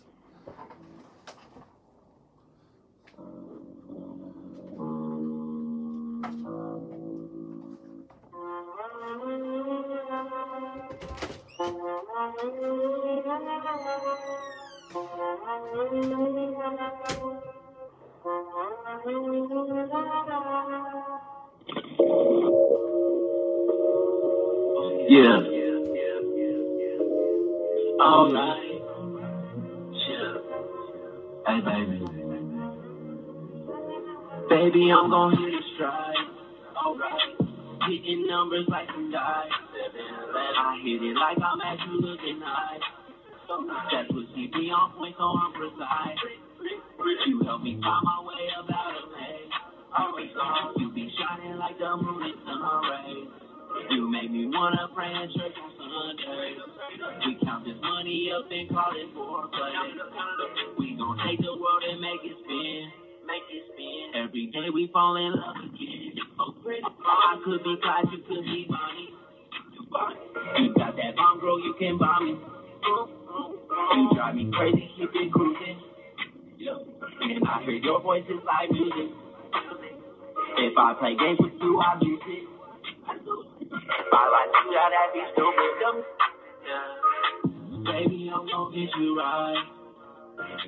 Baby, I'm gonna get you right now. Baby, I'm gonna get you right. Baby, I'm gonna get you right now. Baby, I'm gonna get you right. Baby, I'm gonna get you right now. Baby, I'm gonna get you right. Baby, I'm gonna get you right now. Baby, you the type I like. Come here, let me take a bite. I got you turning overnight. It's hard to trust because my shoulder's back. I saw the future, you was in my side. I'm a monster, girl, you brought me to life. Sugar, how you get it so fly? All these other chicks, they get me. Yo, what up? Night Owl. Nightmare Jones. What up, Wrestle Talk fam? Do it for y'all. Check me out. Kick in the door, waving the 4-4. Even them haters can't hate us no more. Unlock your door, cause we got some more. Every Wednesday we here, keeping it raw. Night Owl, Nightmare Jones, and all the best guests. Like a double barrel pointed right at your chest. Wrestle Talk Podcast.com. Smashing and killing it like a night at a prom. I think I want to change the I think I want to change the name of that song, and I'm gonna smashing it, killing it like Earl Thomas. I think that's what I think that's what I'm gonna change it to on the next freestyle. Well, ladies and gentlemen, football reference. Welcome back to the Wrestle Talk Podcast, episode 297. We're up to 13 likes on the Facebook live stream, and we're kind of shooting for like 30. So, if you guys can do me a favor, hit the like button, hit the share button, and I'm going to be choosing someone today who hits the like or the share for a free Wrestle Talk Podcast mug. 100% on the Night Owl and Nightmare Jones. Do us that favor, and we will return the favor by giving you an awesome Wrestle Talk Podcast mug if you have not already done so. But we are going to be choosing someone who either shared or liked the podcast tonight to receive a free podcast. Before we move on to the FWWC segment, let me once again pay my respects to the late, great Tony Costa. We lost him no more than 2 weeks ago. And it's been really, really rough for all of us. Me more from a distance, but I know for the St. Louis pro wrestling community, it's been very, very difficult. So let me tip my cap, even though I'm not wearing one, to everybody over there at MMWA, South Broadway, Herb Simmons, and the whole gang over there. We're working on lining up an interview with Herb Simmons to talk about the situation where, with Tony passing away. But at the same time, we want to make sure that we give it enough time. We want to be respectful. And if you guys want to hear specifically from Herb Simmons, just visit Herb Simmons on Facebook for more information on that situation. Thank you for the like, Cody. I appreciate that. We still got 16 likes to go. We're shooting for 30 tonight here on the live stream. And if you're listening to the replay, we love you just the same. All that said, ladies and gentlemen, we got even, oh my goodness, we even have a caller that is unidentified to this point. Intern Timmy, I got a 8500 number down at the bottom. If you can help me clear that up, I'd like to know exactly who that is, because we got a lot of representatives from the world's premier fantasy wrestling promotion, and we're still looking for feedback on our high spots topics. So, ladies and germs, here are the things that we were discussing earlier on the show. So whether you're from the FWWC or you're just a caller, we'd like to know what your thoughts are on the following topics. Oh my gosh, I can't even find the topics anymore. I'm not very good at my job, ladies and gentlemen. I apologize. And here they are. What are your thoughts on Becky Lynch? Not the man, but the mom. Did they do it right? Do you think it's a work? And could have they done something a little bit differently? That's what I want to know from the members of the Wrestle Talk family. Also, Money in the Bank. A lot of mixed reviews. Mess or magic? If you're going to give us your opinion on Money in the Bank, make sure you bring the heat. Also, is AEW okay with bad wrestling? I happen to think so, based on some of the shenanigans I saw between Cody Rhodes and Joey Janela. If you want to argue with me about it, go ahead and dial that number, 657-383-1521. Also, Alberto is in jail. What is up with Alberto Del Rio? And have you ever seen a fall from grace as just borderline embarrassing as what we're seeing from Alberto? I mean, domestic abuse, beating up women. What is wrong with this guy? And you want to talk about perpetuating a stereotype of Latinos in domestic violence. Thanks a lot, Alberto. We're just starting to get away from that in my generation. And here you go again, ruining it. And then last but not least, guys, Sting is no longer under contract, according to WrestleZone, with the WWE. And he's been tweeting about AEW. What does that mean? Are we going to see Sting in AEW? And if so, are you okay with it? We want to get your thoughts about all that, and we want to talk to the loyal members of the FWWC. That's right. That is the world's premier fantasy wrestling promotion. And I would be remiss if I didn't bring a man who is not just the Spartan's Heart champion, he is also the brand... Quiet your mouth! Nightmare Jones, I'm not dealing with you today. I'm not doing it. You know what? I will. Let me take a deep breath. I'm gonna have you on, Nightmare Jones, but can you please wait your turn like everybody else? Okay? Just because your boss El Mata has some sort of like endless level of authority and power over everything pertaining to FWWC doesn't mean you can just cut in front of everybody. This ain't the FWWC tonight, and I sure as hell ain't Dewan Mills. So you wait your turn just like everybody else. Because guess what? You lost, and you're not a champion right now, so get in line. Whew. I'm sorry. Sorry, guys. Got him! Got him! Okay. I needed that. Ladies and gentlemen, your brand new FWWC World Champion representing the Rise brand, the Irishman who don't know when to quit, the beer-drinking, ass-kicking Irishman himself, Arden Murphy. Mr. Murphy, an honor to have you on the show. How you doing tonight? I'm doing wonderful there, no doubt. It is an honor to be here, fellas. I'm going to say my piece for the night, and I'm going to get out of your hair. I have to catch an early night. I've got training. Yeah, but I got questions. So we just came. I got questions though. Off the heels. Go ahead. Okay, so before you even get on, because I know you're about to jump on your Guinness soapbox and go off on everybody, bro. I know you got a thing for Becky Lynch, bro. Is your heart breaking right now or what? Oh, fella, you have no idea. Look, I've been following that lass since the beginning of her career in the WWE. And I have to say, as heartbroken as I am that I couldn't have been the one to start the family with the last kicker, I'm happy for her and Seth Rollins. From the bottom of my heart, I am ecstatic. I watched this show Monday night with tears in my eyes. Because not only was it a wonderfully beautiful moment, you know, these folks are starting a family. These people who have such a great legacy in the WWE, who have had such great careers so far, they're starting a family. Not only that, but the fact that the Money in the Bank briefcase itself wasn't for a contract, but for the Raw Women's title itself was wonderfully done. And the look on Asuka's face, well, clearly she wasn't in the know. She was just as happy, not only to be champion, but the fact that Becky is now a mother. And as Becky said, you go on and be a warrior, I'm going to go be a mother. And that hit me right in the heart, fella. Wow, man. Well, thank you for your honest thoughts there. And by the way, guys, Dylan Dunbar going to be joining us on the show in about 10 minutes.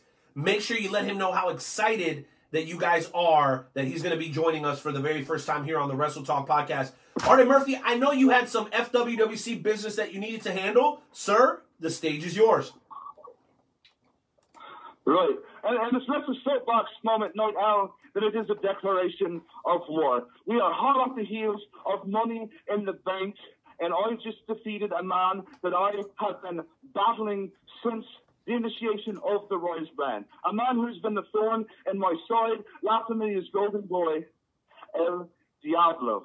The only man, mind you, in the last 3 months to actually score a victory over yours truly.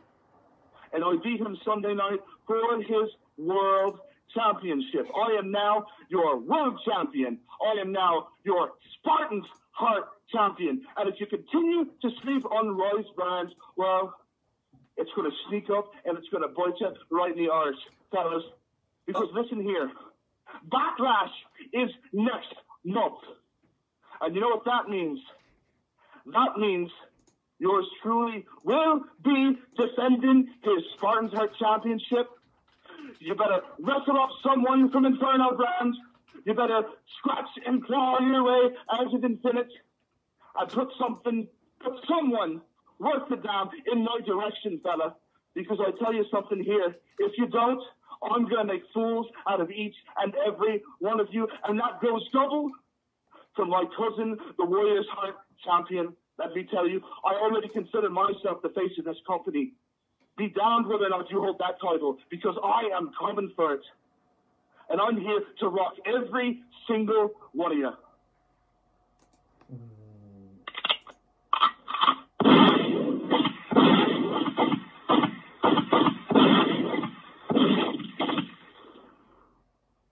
Wow. Oh my gosh. That was the best call ever. Oh my God. Vladimir Jones, I know you're listening. So when you call in, you better be as on fire and ready to go as the world champion / Spartan's Heart champion. Man, I miss that guy. And for a second there, Artie Murphy, you had me a little scared because you're like, if you got a problem with that and you doubt that, I thought you were going to go into the whole dirty, stinking Rontas thing. And I was like, oh my gosh, no, please. Not an Artie Murphy heel turn. That is the last thing that I want to see or hear.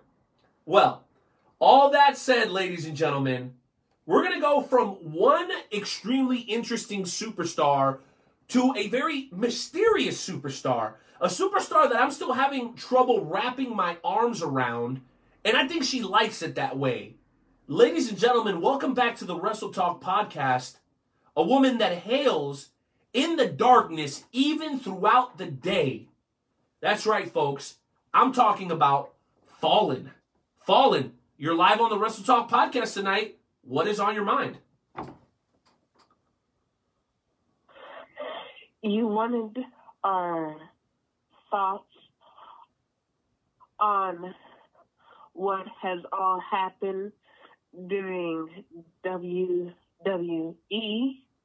I had a few thoughts to give. I'm proud of for Becky Lynch.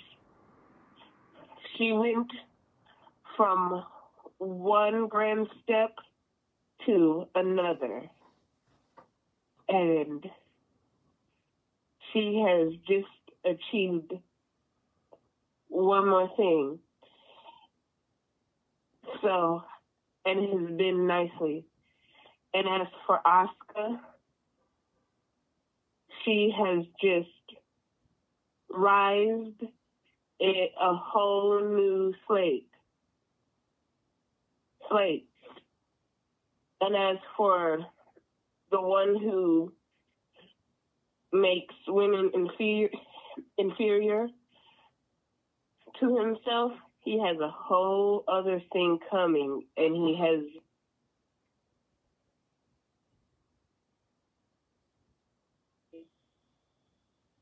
in my opinion. Wow, well, strong thoughts from Fallen. Fallen, I gotta ask you this question. As a competitor yourself, can you imagine what she's going through? I mean, you're at the top of the game. I know you're a former FWWC Hardcore champion yourself. How would it feel to have to renounce that title and to leave? Do you think it's maybe a little bittersweet for Becky Lynch?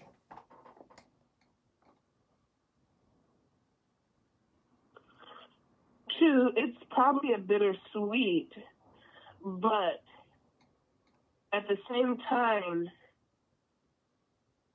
she has a chance to, once the child is old enough, to groom even a stronger warrior in her name. Very nice. A forward thinker. I absolutely love that. Well, Fallen, I have to ask this question. A lot of people are wondering, how do you go from going to war with somebody, kind of like we talked to Titan a little bit earlier, him and his partner Brandon, they started as enemies and then ended up as friends. You and the vampire Lilith started as enemies and now you're a team. Can you tell us a little bit about how that happened? The whole thing about it was a war, but after fighting so many times and understanding, but it takes that one thing to realize you always have something in common with that person.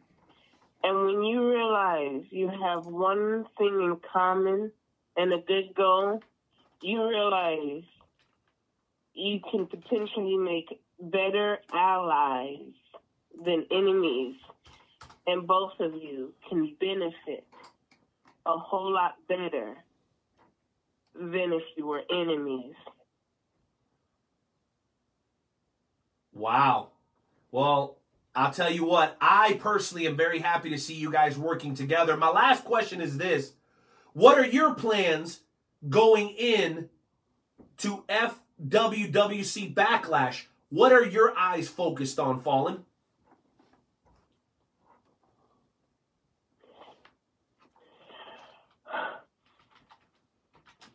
Yeah. I haven't thought of... For once, I've actually haven't thought about it. I'm focused on everything and anything that can come my way. But mostly, the fun that hasn't come yet. There you go, ladies and gentlemen. I told you the always mysterious Fallen has always got a trick up her sleeve. Well, guess what, folks? We're going to jump from her to a man that accomplished what many people thought was impossible. This man is basically sitting at the very top of the mountain at FWWC Inferno because he not only captured the FWWC Hardcore Championship, but he was also, with his tag team partner, Voorhees, able to conquer and capture the FWWC Tag Team Championships. And here's the best part of it all. We have not only the Battle Cat, but also Voorhees of the Crystal Lake Killers on the line at the very same time. Let's start with Battle Cat. Battle Cat, how you feeling right now, man? I have no question you're absolutely on cloud nine right now. You know, I was going to start out by saying, you know, somebody pissed in Arden Murphy's cereal, but, you know, I think he kind of figured that out already. Don't Okay. really go on that one. But let me just say this. Yeah, you know, I have to say something dickish, you know. But anyway, like I said, Sunday was nice because, let's see, you seen somebody damn near fall off touching the roof, okay? You see somebody get tased with a electrical baseball bat, you know, I don't know who thought of that. It wasn't me.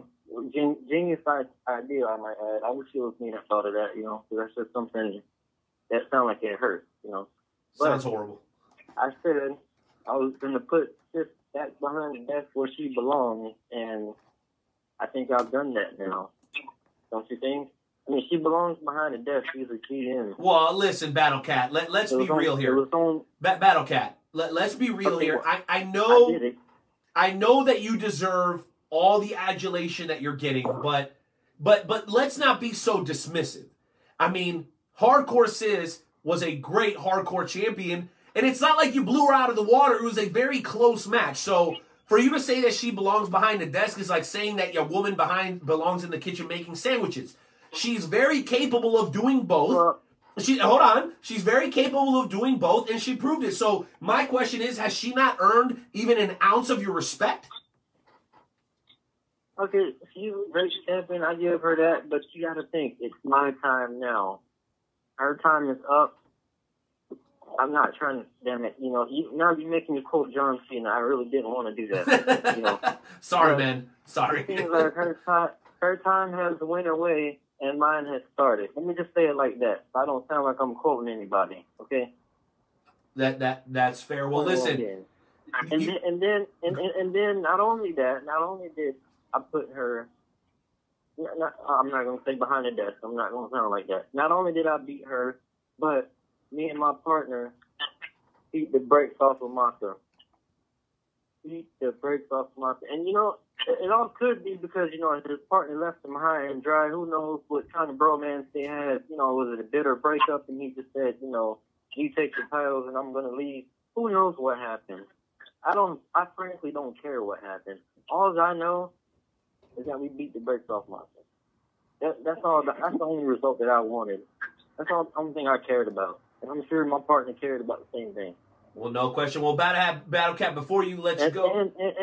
Well, listen, I want to say this before you go. Through the gauntlet before that. No, you did go through the gauntlet. And to anybody who's ever disrespected the Battle Cat, listen, I know that he's come a long way, okay? But the man deserves our respect. Battle Cat, I salute you and congratulate you and wish you all the best of luck moving forward, man. Thank you very much, man. We're going to move on to Voorhees, bro. All right. All right, ladies and gentlemen, your hardcore and FWWC Undisputed Heavyweight Tag Team Champion, the Battle Cat. And now he's tagged in his partner, a man hailing from Crystal Lake. Not Jason, but the one and only Mike Voorhees. Voorhees, welcome back to the show. It's been a long time, sir. It has been a while since I've been on the podcast. How are you, Night Owl? Well, I'm not gonna lie, I'm a little intimidated right now, okay? Because you're very creepy, and you know, even though it was a 2-on-1, I have to admit, I kind of expected Mata to pull it out, but you and your tag team partner were able to upset the odds and defeat the greatest competitor in the history of the FWWC. How does that make you feel? Well, El Mata should have known when he tried to kill me a few months back that he should have showed me all the way. But instead, he dropped me somewhere unknown. And I found my way back. And yes, we did defeat him to capture the WWC Tag Team Championships. Like I said once before, we will get the job done. And as my other match that I had, and listen to me when I say this, and you know who you are, I will reserve my right to challenge you for your championship, and I will take it from you. Whoa, ladies and gentlemen, the one and only Voorhees with some strong thoughts for the FWWC. And guess what, guys? We still are just a few minutes away from Dylan Dunbar. My understanding is that he's having some connectivity issues. As soon as he becomes available, we will bring him in and we will resume our third featured guest of the evening. But you know what? We got a lot of things to talk about. And we got a lot of callers still on hold. And Nightmare Jones, I know you're pissed off. I know you're pacing back and forth. And you will get your time. But you'll get your time when it's time. Because we got other callers that are ready to come on.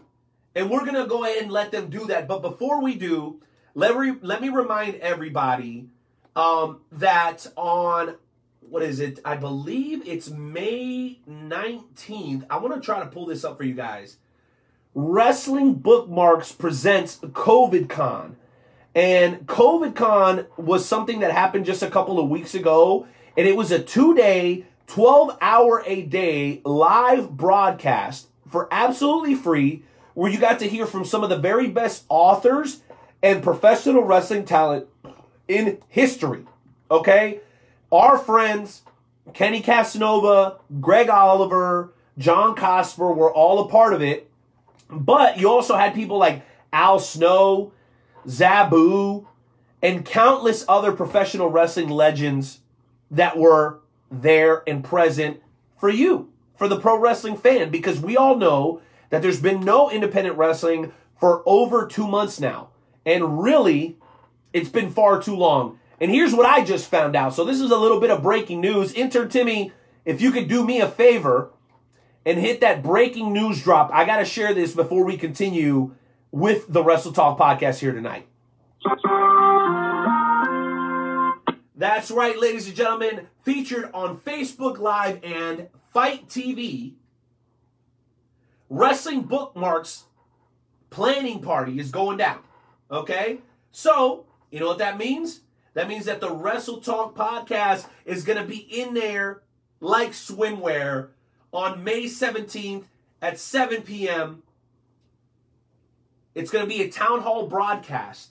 And we're going to bring you all the latest breaking news from the Wrestling Bookmarks. These are the same folks that put on COVID Con for your entertainment. So whatever information we grab from there that we can share with you guys, we promise that we're going to bring it to you. And hopefully that'll lead to some amazing interviews for you guys in the future. That said, folks, we're going to move on to our very next caller. And I do want to remind you guys that not only are we talking to the members of the FWWC, we're also talking about all the hottest topics in the world of pro wrestling, so don't be shy. Call in, dial that number, 657-383-1521. I'm sorry, that's 657-383-1521, and join the conversation because there's so much going on in the world of pro wrestling. We're talking about not the man, but the mom, Becky Lynch. Money in the Bank. Was it a mess or was it magic? AEW. Is AEW okay with bad wrestling? I think so, especially after seeing Joey Janela versus Cody Rhodes this past Wednesday. Alberto is now in jail? Why? What do you guys think is going on with him? And can he make a comeback? And then Sting's tweet, official word from WrestleZone, well, more of a report. Sting is no longer under contract with the WWE. Does that mean we're going to see him at another company? I'd love to see it. What about you guys? Again, we're going to talk about all that and much more if you dial 657-383-1521. And we are shooting for 30 likes tonight on the Facebook Live. We're up to 17 now. So if you're watching and you forgot to hit that like button, do us a favor and hit the share button. And if you guys are willing to do that, we might be giving you a free Wrestle Talk podcast mug worth $20. So hit that like button, hit that share button. Hopefully we can make it to our goal of 30 likes tonight during the live broadcast. All that said, let's move on to our next caller. And, oh boy, here we go.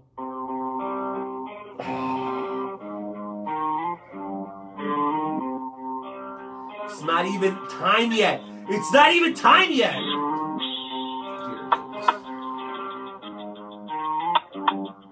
Night owl. Night owl, night owl. Nightmare Jones has gotten bored waiting for you to finally call me onto the show. I mean, you had that bum Arden Murphy that got lucky that he won on Sunday. Like, dude, he got lucky. And then you got Battle Cat. Fucking bullshit! Battle Cat is probably one of the luckiest people that you could possibly think of. But nobody cares about Arden Murphy. Nobody cares about Battle Cat. Nobody cares about the King of Bitch Style. Nobody cares about Voorhees.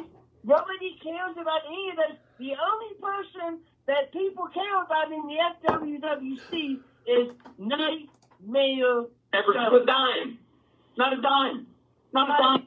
Nightmare Jones. That is the only person that the people in the FWWC care about is Nightmare Jones.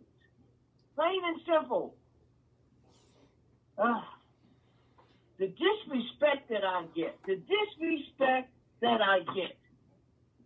Are you going to ask me any Never questions? drew a dime. Not a dime.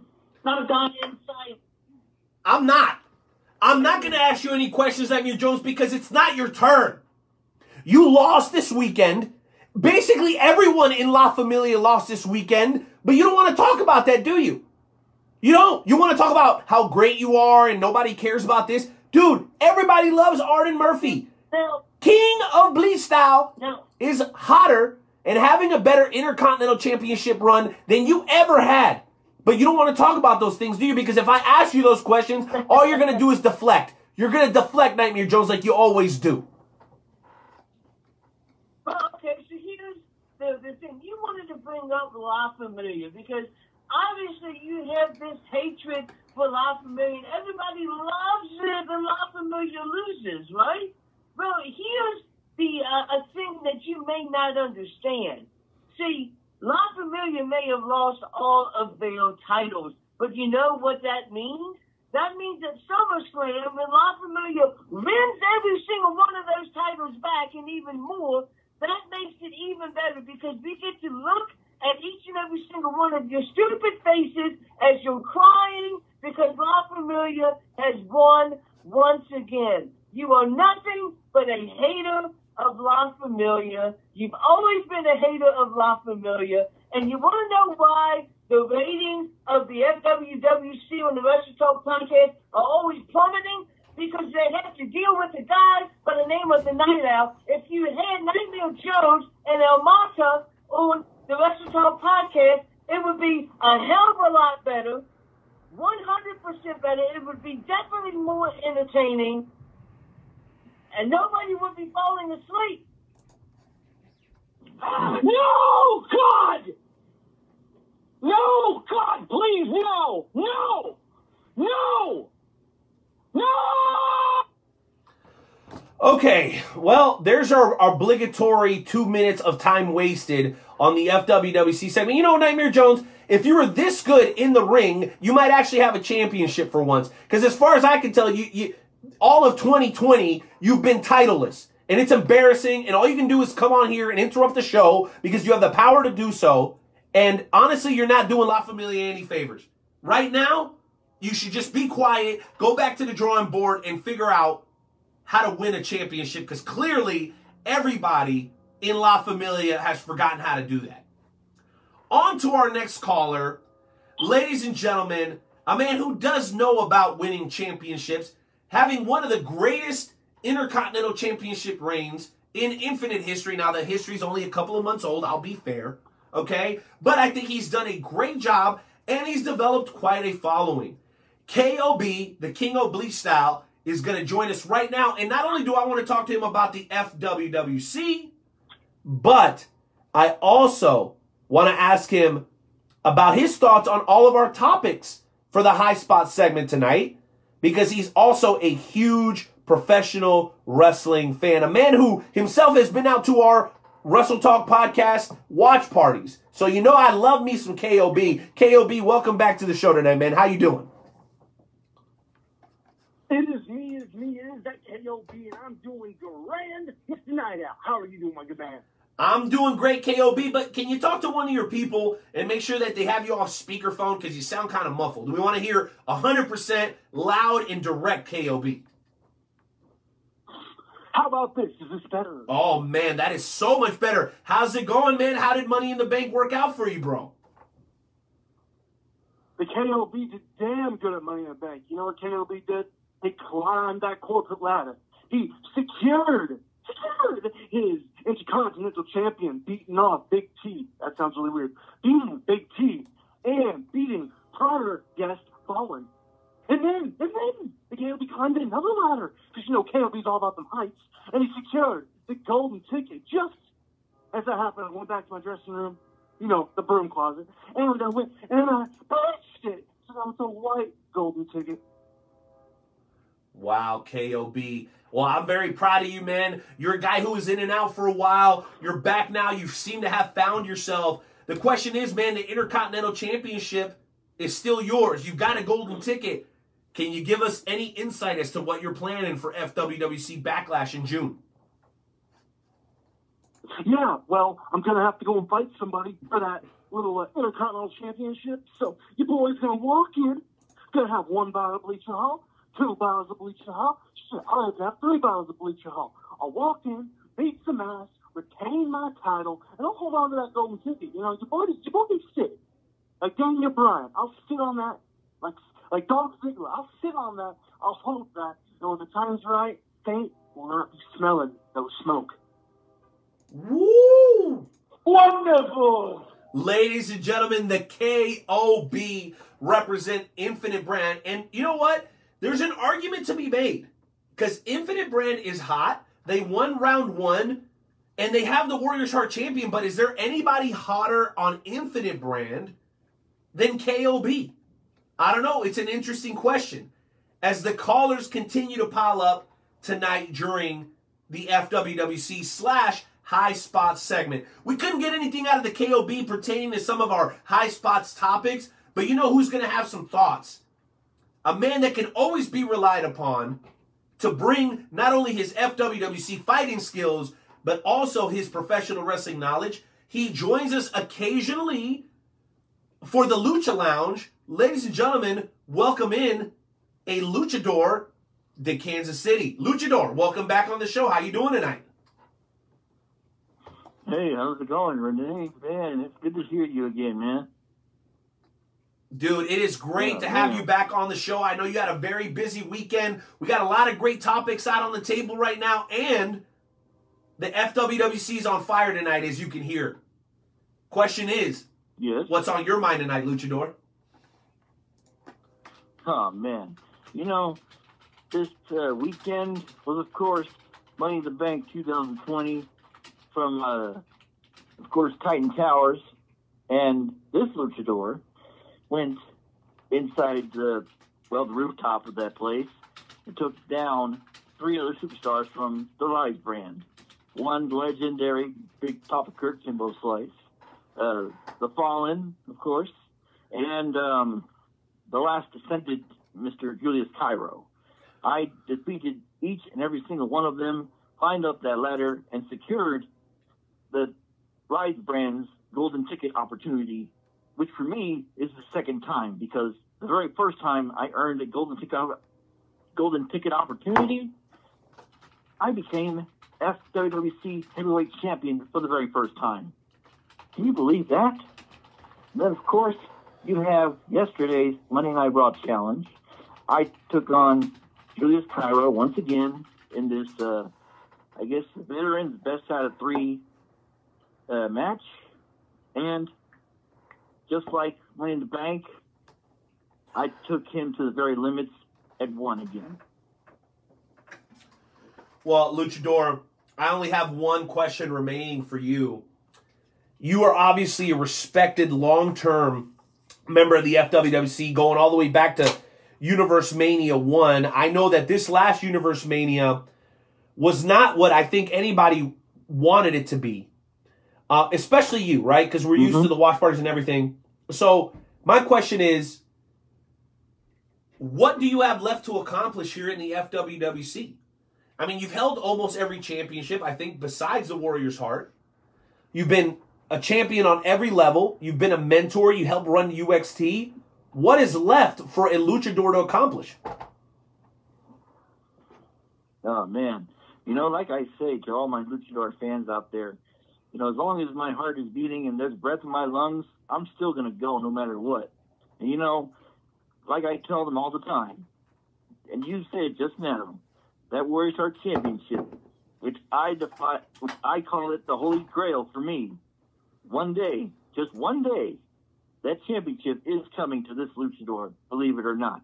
Now, believe it or not, I did have my chances, and they didn't go my way. But believe me, when I say this right now, Night Owl, that time and that right place, this luchador is going to leave either SummerSlam, Survivor Series, the Royal Rumble, or maybe Universe Mania 7 as Warriors Heart champion. Wow, man. Strong thoughts, and I know that is a mountain that you're eager to climb. Guys, I just got official word that Dylan Dunbar is going to need to reschedule. So that's great for the members of the FWWC who are still on hold, because we're going to get through all of you. And Inter Timmy is telling me that we have a special guest for the game show challenge, a mystery opponent of sorts. So I'm looking forward to that. I can only imagine who these folks have pulled out of the gutter to face me, seeing as Nightmare Jones and Skywalker Luke Roberts are always trying to set me up with some sort of shenanigans. I'm sure they're going to bring on the wrestling historian Brian Westcott again, or maybe they'll put me against Dave Meltzer or I don't know who's the guy, Bill Apter. I don't know. These guys are always trying to help set me up for failure. But guess what? I ain't doing too bad. I ain't doing too bad at all. But we'll get there. We'll get there in just a matter of moments, because we've got some more callers. And guess what, guys? We have all 3 general managers on hold. And because I am a gentleman who originates from the South, I am a Floridian. I'm also Mexican, but that's besides the point. We're going to let the ladies go first.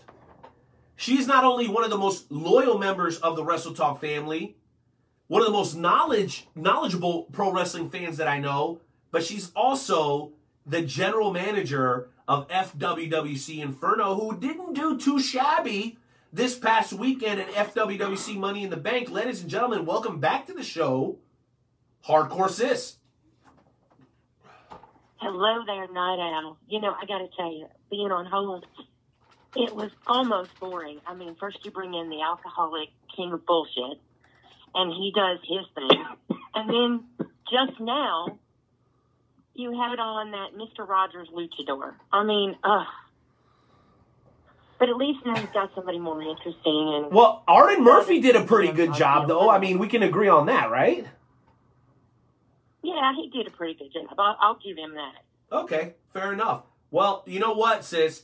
Before we get into the FWWC stuff, I got to ask you, from a woman's perspective, how did it feel to you seeing the situation with Becky Lynch? Because we were talking to Ayla, a.k.a. Fallen, and she said, yeah, it's probably got to be extremely bittersweet. You're at the epicenter of your career, and then you go from that epicenter to the epicenter of personal life, which is being married, becoming a mother, becoming a father. What do you think that transition's going to be like for Becky, and how do you think she feels? I'm sure she's probably a mixture of emotions. And, of course, anyone who knows anything about a pregnant woman, the hormones are probably raging. But, you kind of have to feel for her on one side because that title was everything to her. She fought very hard and very long to keep that title. And it meant the world. It was her baby. But then she has an opportunity to do something that every woman would love to do at one point in their lives. Now, I personally have never been able to have a child of my own, but that was, I get to baby everybody else's, and when, they get wild, I give them back to mommy and daddy, and then I don't have to deal with the hyper thing. So I get the best of both worlds in a way. But, when you look at the one thing that any woman can do that is one of the greatest accomplishments of any woman's life, it's to become a mother. And Becky Lynch has done what she set out to do in the in the WWE.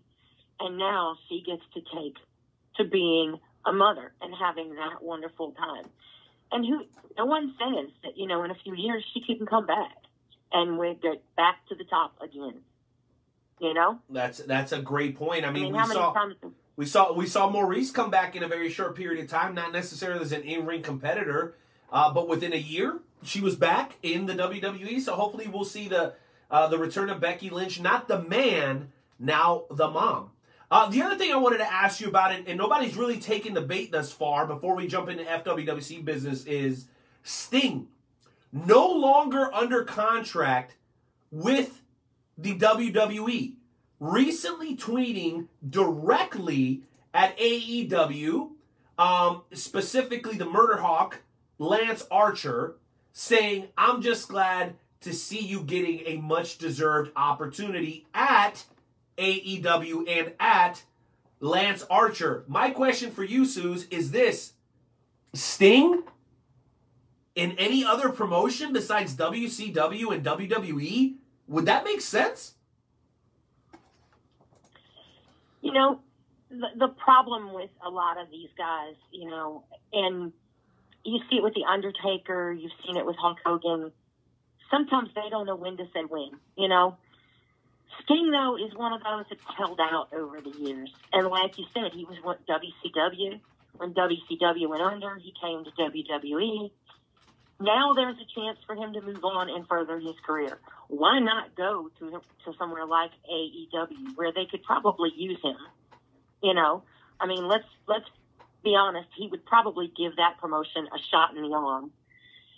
They would definitely get more exposure because Sting still has a lot of fans that love him and adore him. And Sting is still, even though he's, one of the OGs, he's still one of the best in the business. So why not? Why not go to another brand and just further his legacy? Wow, that would be incredibly cool. I would love to see it personally. Jonesy, I want to have you jump back in here for this because I need your thoughts on it before we move back into the FWWC stuff. And then the Game Show Challenge, mystery opponent. I got a lot of questions, but we'll get to that. Jonesy, your thoughts. Do you think Sting should take another crack at it outside of WWE? I think that if Sting goes to AEW, I think that he would be kind of like doing what Jake the Snake Roberts is doing. He would be more of a manager. I don't see Sting actually wrestling.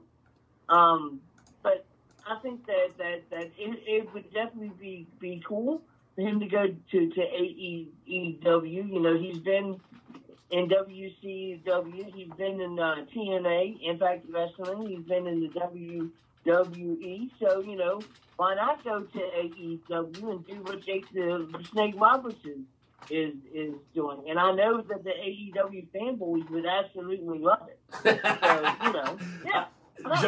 Jonesy taking his shots. And guess what, guys? We still have a couple of more callers from the FWWC to come. And then we're going to get on to this mystery opponent. Again, I know Skywalker and Nightmare are setting me up, but you know what? I'm ready for whoever you want to bring. I don't care if it's some 65, 70-year-old guy with 90 years of experience in the pro wrestling world. The Night Owl's not backing down from anybody. I am ready for whoever it is. What'd you say? What if it's Cahigas? Okay. No. Well, listen. We're not having a fight. Okay. We're talking trivia. So even if it's Cahigas, I think I'll be okay. I think I'll be okay. I think I will. All right. Well, you got it. Well, Hardcore Sis. Well, I appreciate the support. Let's go ahead and get into FWWC business. You don't need me to ask you any questions. You know what you're here to deliver. So I'm going to go ahead and give you the floor and allow you to deliver that message. Please go ahead. Well, first I want to congratulate Voorhees and Battle Cat on the tag team titles. You fought a tough opponent and you came out ahead. But you didn't come out. It was a close match. So don't be surprised. Don't look over your shoulders. Keep your eyes back there, fellas, because you just never know when Mata may come back for those titles. And as far as Battle Cat saying that he put me behind my desk, you know what, Battle Cat? You can say that you kind of put another feather in your cap because you didn't beat just anybody for that title. I'm a 3-time hardcore champion and the only woman in this group or anywhere to do that. Okay, no other woman has ever held a hardcore title 3 times. I've done that. Okay, I moved that needle. Then you want to talk about other accomplishments? How about the fact that I am the first female GM ever? I set records around here. I move needles. So I am not a slouch. And as far as me staying behind my desk, no, you know what? The BOD has said that we GMs can compete when we need to or when we feel the urge. And Hardcore Sis ain't done yet. Even if I don't compete right away and I lay back a little bit and stay, as you put it, behind my desk, I will be back again. I'm going to four-peat on that hardcore title at some point. I can promise you that. And there are other titles that I will be going for in the future, whether it be this year or next year or the year after. I will be here and I will hold other titles. So don't think that you won some big thing and you've done something that no one else has done. You can stand up and say, I beat one of the best, because that's exactly what I am, whether anyone wants to admit it or not. Wow, Hardcore Sis. Well, I'll tell you what, I'm extremely proud of you. I know you got a lot of criticism for being the hardcore champion, the GM, but hey, you went one-on-one with one of the best. You gave it your best. You lost, but the hardcore championship is still on Inferno, and that's not bad news for you. My question to you is... Not at all. Now, having and retaining the FWWC Undisputed Tag Team Championships, do you think Inferno is in good shape moving forward through the brand battle? I think we're in great shape right now. I really do. I mean, we still have our 4 original titles still on our brand. They didn't go anywhere at this point. And we may be opening up chances in the near future for shots at those titles. We may keep them on our brand a little bit. You just never know. There's one thing that I do remember as I grew up watching wrestling. One thing that was always said, anything can happen. On any given day, anyone can be beaten, and on any given day, anything can happen. So you just never know what's going to happen. But we at Inferno always bring the heat, and we will always bring the heat. All right, well, Hardcore Sis, always fun talking with you. You always have a message to deliver. Any final thoughts before we let you go? I just want to say I'm very proud of my team, and I always say they make me look good, and they do. My guys always make me look good. So I love my team. They are the best, and we will show it. At the end of this battle, we will be the ones standing in that winner's circle.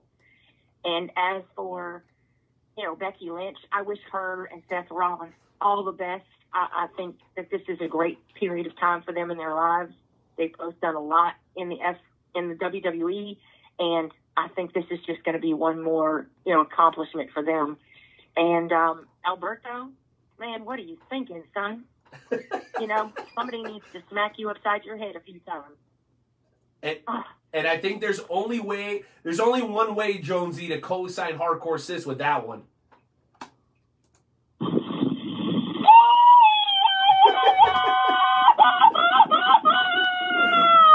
Oh, so good, so good. All right, guys. Well, listen, we're nearing the end of our time, and we still have 2 callers remaining, and we're going to give them their time.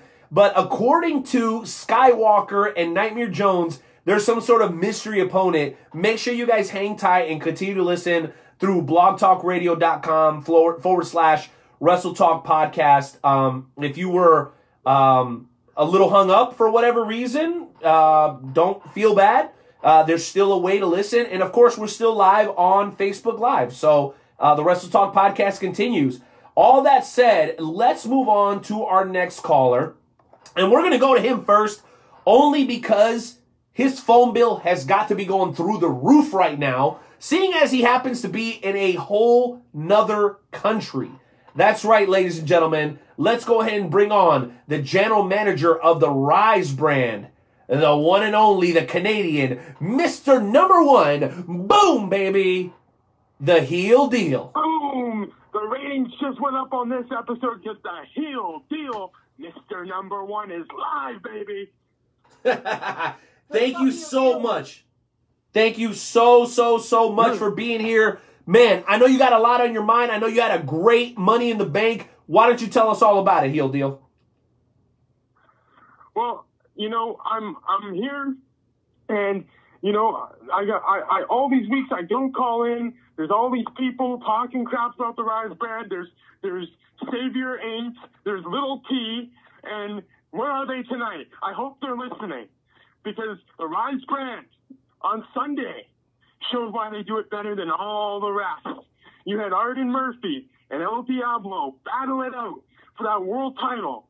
And in the end, Arden Murphy was victorious, and that's something I'm going to have to deal with, because he's going to have to learn to follow my orders on Rise brand, not caring for Arden Murphy's behavior so far, but that's a separate issue.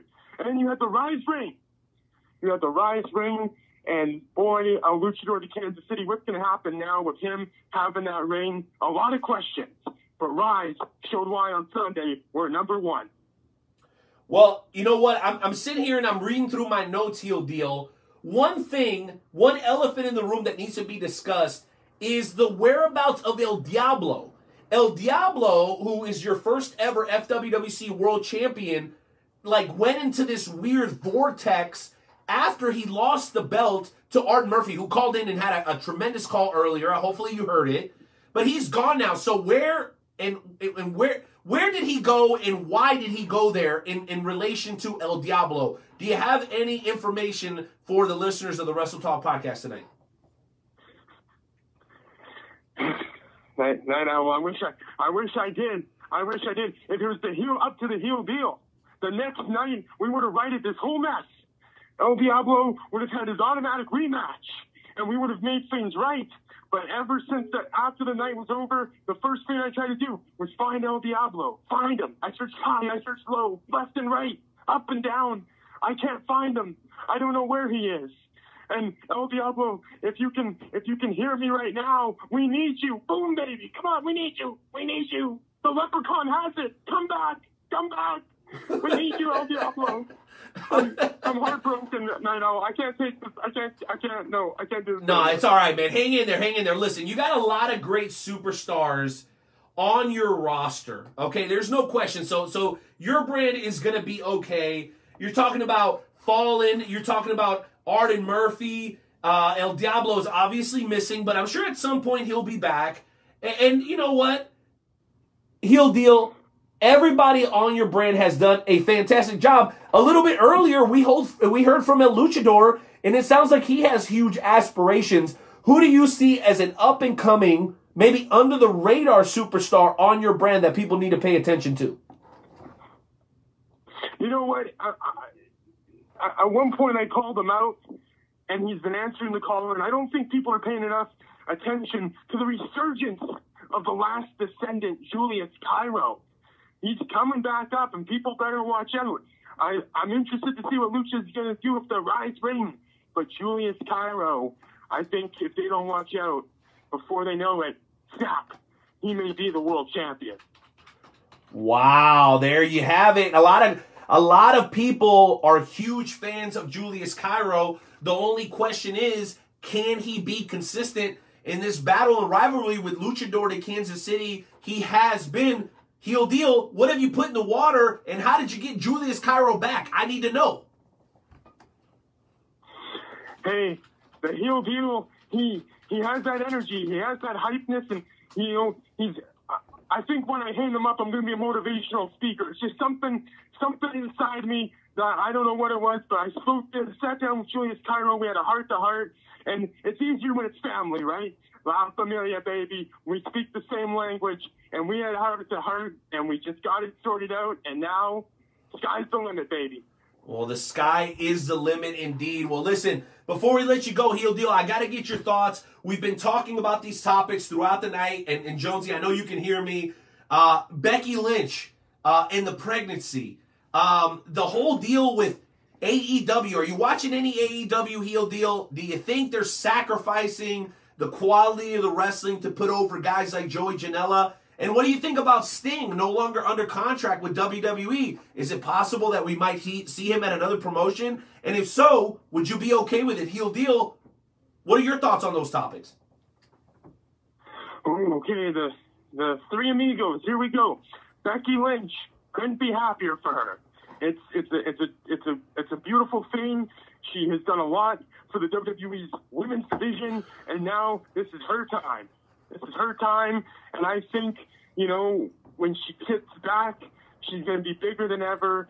I agree. She'll be right back where she left off. This is not going to hurt Becky Lynch. This is only going to make it better for her, because now there's going to be no regret that she gave up something maybe for something else. She kind of will be able to have both things. So this is great for Becky Lynch. With Sting, I think Sting's one of the greatest. I think Sting may be. We only know our own bodies, and I think if Sting feels safe to step in those ropes or do anything, then he should be allowed to at least try that. I know WWE is probably sometimes a little bit hesitant or cautious, and maybe rightfully so, but I think it would be interesting to see if Sting can still do one more match or be active in some way. So I would think it'd be very interesting to see how AEW utilizes Sting, since there's so much kind of, in my opinion, that sequel to WCW. And then as far as the talent and some of the talent in AEW, I just think at the end of the day, however you want to cut it, slice it, dice it, boom, baby, a wrestler should look like a wrestler. Wow, that is a great point. And real quick, to the homie Albert, Dylan was not able to make it tonight. We were waiting for him to call in. Clearly, he's run into some issues. We're looking to get a hold of him and try to figure out what those issues are. But I can assure you that once we sort all that out, we're going to have Dylan Dunbar join us on the show here in the very near future. Thank you for being here. Please hit the like button. Please subscribe. We appreciate you being here, but unfortunately, Dylan was not able to make it. He was compromised for some reason or another. Hopefully he is well. No ill will. We'll reschedule, and we'll bring you that interview as soon as possible as we continue to travel throughout the 50 states. Tonight, as you know, Joe, we've talked to the great state of Georgia and the great state of Washington, well, Maryland more specifically. But anyway, Heel Deal, before you go, last question. You have now been a general manager for close to 2 months after being one of the most successful competitors in FWWC history. How do you like it? Me, the Heel Deal, I'm enjoying it. It's a different challenge. I mean, there's some new things that have surfaced since the Heel Deal has gone into the spot that kind of, he would like to taste them, but that's for another time, another place. But up until the point of becoming general manager, he had conquered a lot of the things that laid in front of him. So he needed a new venture. He needed a new challenge. He needed something different.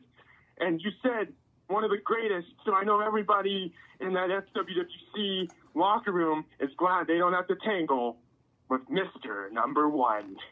Wow, there you go, ladies and gentlemen. You're talking about a general manager who not only handled his business behind the desk, but is still one of the best to ever do it in the squared circle. Well, ladies and gentlemen, we're only a few minutes away from our Wrestle Talk Podcast Game Show Challenge. I still have no idea who my mystery opponent is, but guess what? I'm ramping up. I'm ready to go.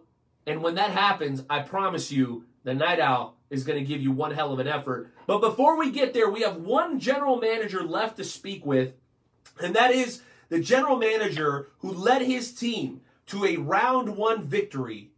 A man who's also been a tag team champion, intercontinental champion, heavyweight champion. I mean, this guy has done it all. And he continues to excel in his new role as Infinite General Manager. Ladies and gentlemen, Tank Westbrook. Night Owl, how you doing? Man, I'm good. It's been a great show. I was looking forward to Dylan Dunbar. Obviously, he got compromised. We're going to go ahead and reschedule that. So no harm, no foul. But guess what? We get an opportunity to talk to you. And apparently, I still have some opponent that's going to try to go one-on-one with the Night Owl tonight in the trivia challenge. Well, I got faith in you. So I'm ready. I'm excited about it. But listen, we still got to talk to you first. So let's go ahead and get through it, man. Let's start with the professional wrestling stuff. The Sting, the AEW stuff, Alberto, Becky Lynch, man. What are your thoughts overall on everything that's going on in the world of pro wrestling right now? What has your attention? All right, so we'll talk a little bit about all three of them real quick. Becky Lynch, congratulations. Coming from a father who has 2 different children, and seeing the excitement that she had, just relinquishing the title over to Asuka, saying, "You go be a warrior, and I'm going to go be a mother." That glow that she had, that she was just ecstatic. You can truly tell that she was excited and happy to do what she's doing and to excel in a new feature of being a mother. So I'm excited for it. I can't wait. Given about 20, 25 years, you'll be seeing, a little Seth Rollins, Becky Lynch, in that ring. So I'm excited about that. Sting, I'm not too excited about it, actually. I like him, but I think if he goes over there, I recommend him being like a mentor, manager kind of thing, like Jake the Snake Roberts is doing. But I can't see him getting back into that ring yet. I think it was Heel Deal who said it. Everybody knows their own body. So if he thinks he can go, let him go. But I'm personally not too excited about it. The Alberto thing, and I'm sorry if I say this, Alberto, you done fudged up. I was excited. I was excited to see him possibly try to make a comeback in WWE, but after this incident, dude, you just done fudged up your whole career. So I mean, you reap what you sow is the second saying I've always heard. You reap what you sow, and you know what? I think there's one other way to sum all that up. Stupid.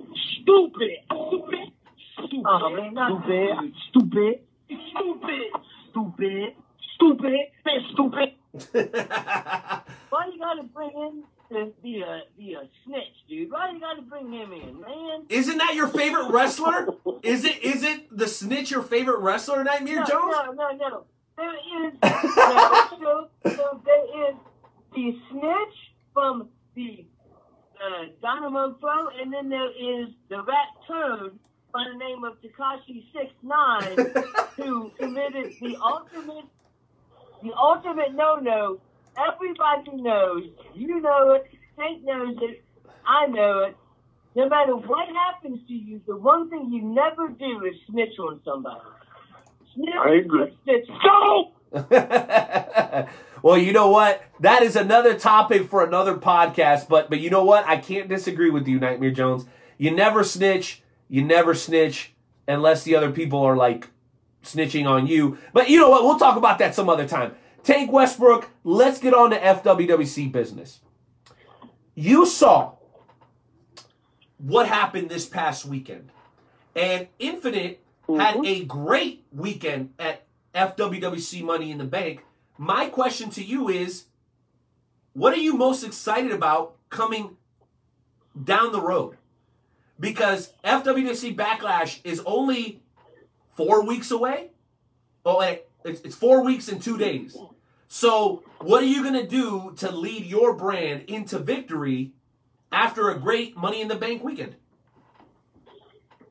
All right, first of all, I want to say this. You know, Heel Deal, you kind of wasted a briefcase, or a mystery box, as you want to call it, from round one pick'em. He had the opportunity to come steal one of my mid-card titles, and he lost. KOB. His superstar.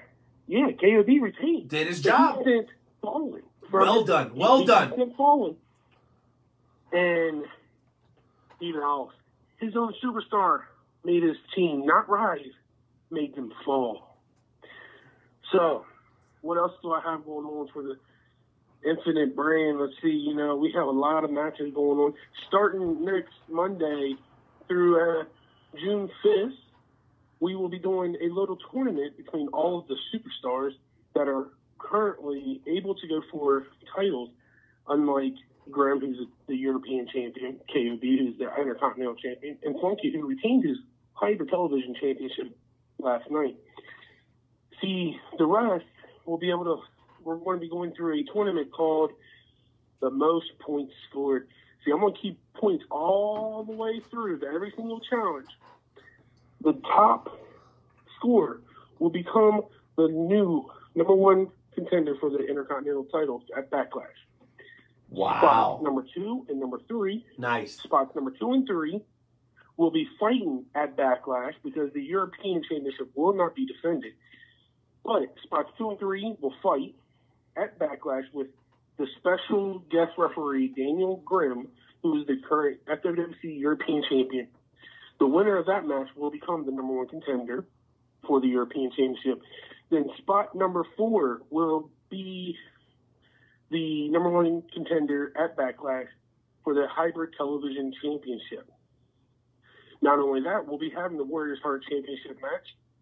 So that'll be facing Savior Saint, somebody from my brand. You'll have 2 from Rise, and you'll have 2 from Inferno. But not only that, we'll also possibly be doing the Spartans Heart Championship from one member of my brand, one member from Inferno, and one from the current champion, Arden Murphy, on Rise. So, wow, we got some thinking to do. You guys got a lot coming up. That's awesome. Yeah, I do have some special news. Can I possibly release it, and can I get the drop if possible? Well, of course. You know how we do on the Wrestle Talk podcast, baby. Here it is.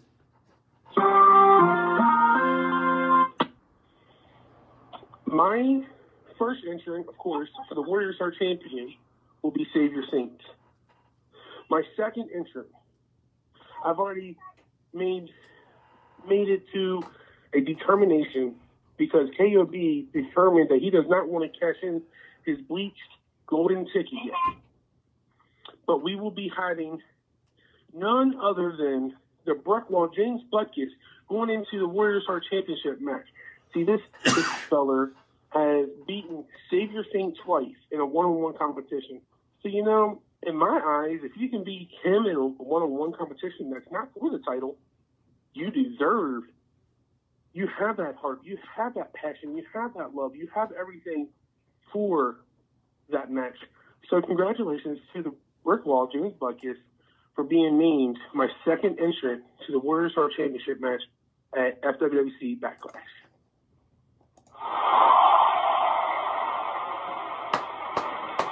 I gotta agree. I absolutely have to agree.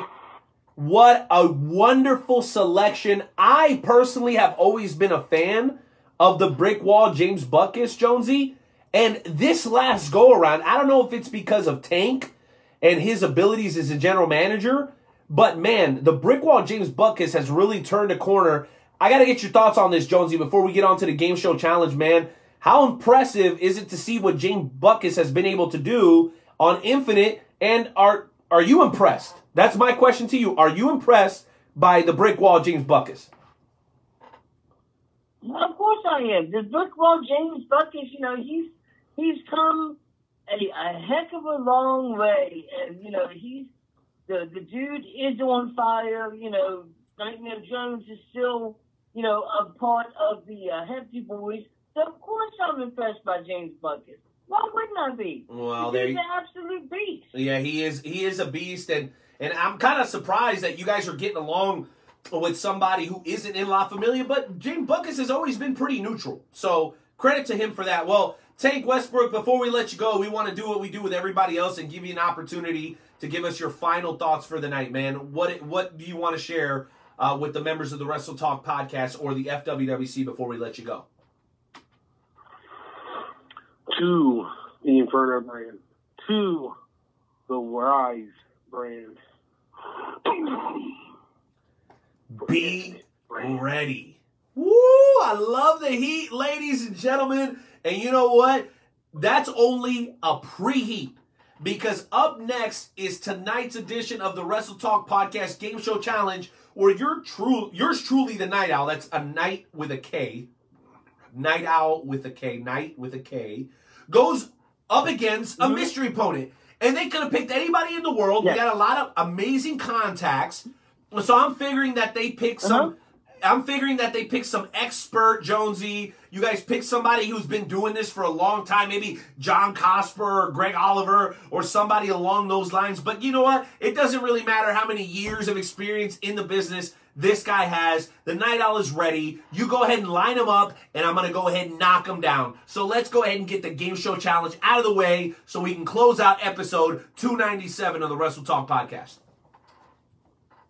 So now, who would you think that we had lined up for you for this Game Show Challenge? Nightmare Jones, I've given you at least 7 different examples of who I think you might have set me up with. Of course, you went with some subject matter expert every single time that you want to talk about something, right? Like, you're like, oh, hey, Night Owl, let's go ahead and do trivia about Kentucky. And then you bring on the guy who authored Bluegrass Brawlers, right? Or you say, hey, Renee, let's do a trivia challenge about the history of wrestling in the state of Missouri. And then you bring on Brian Kelly. Like, come on, man. I know you're setting me up. I know you want me to lose. So let's go ahead and get on with it already.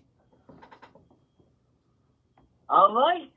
Well, ladies and gentlemen, me and Johnny Bunker Roberts, we looked far, we looked wide, and there was only one person that we could bring on that could pose a challenge to the Night Owl. Ladies and gentlemen, my good friend, Renee, the Night Owl's good friend, the one and only Drake Lee.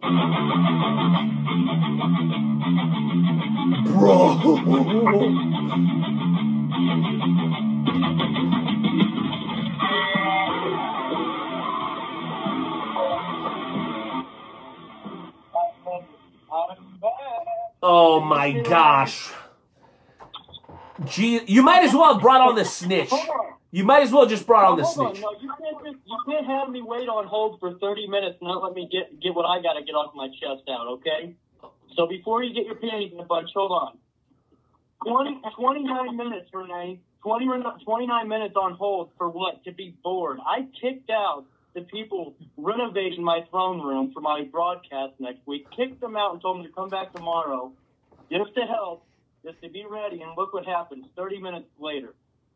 Well, listen, Drake, listen, I'm very happy that we were able to get you on, considering your busy schedule, but the FWWC and the High Spots segment were extremely highly rated. We've got tons of people still watching us on Facebook Live, so I don't know what you're talking about. Oh my God, it was the biggest bore of my life. I literally had to have one of my assistants come wake me up every 5 minutes. It was that bad. I mean, seriously, here's some of my notes. Infinity. Team Infinity is infinity times as boring as Rise was. And then don't get me to Mr. Heelman over there. Jeez Louise. I mean, come on. You're going to make me sit on hold for 30 minutes and I get the heel deal. Seriously? Well, he's a resident Canadian. He's a resident Canadian. Like you're discriminating against Canada with that statement, Drake Lee. I just want you to know that. I'm a resident winner, and I had to wait 30 minutes, not just to whoop your butt. Oh, tough talk from the pretty boy. You know what? I've had about enough of these shenanigans. Drake Lee, I'm ready to go. Nightmare Jones, let's go ahead and kick off tonight's edition of the Wrestle Talk Podcast Game Show Challenge. I'm ready to make waste of this loser.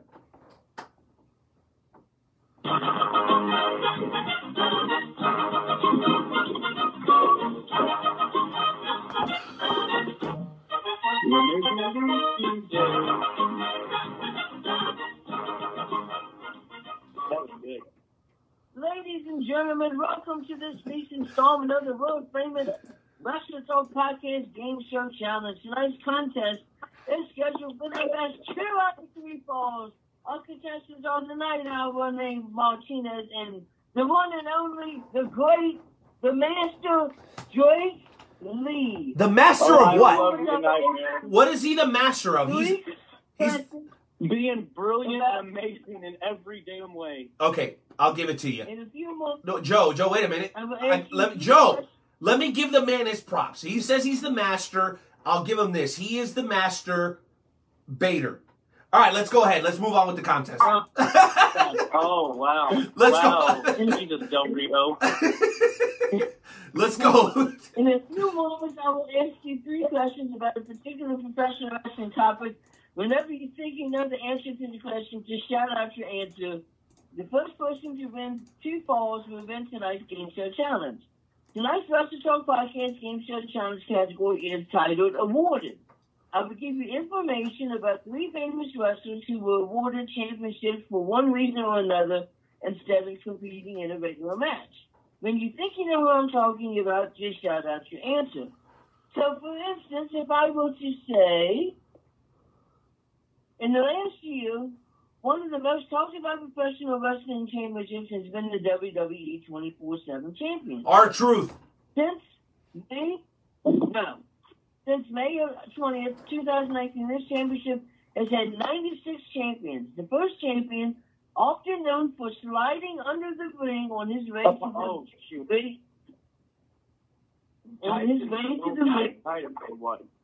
Titus O'Neil would be correct. Drake Lee would have gotten that point. So now that you gentlemen understand the rules and how it's going to go, are you gentlemen ready? No. I'm not ready. I'm not ready. I'm glad we could. What's new? I'm not ready. So these topics are relating to what, Nightmare Jones? Because I heard you mumble through that like a kindergartner. Can you say that one more time? Oh. They are.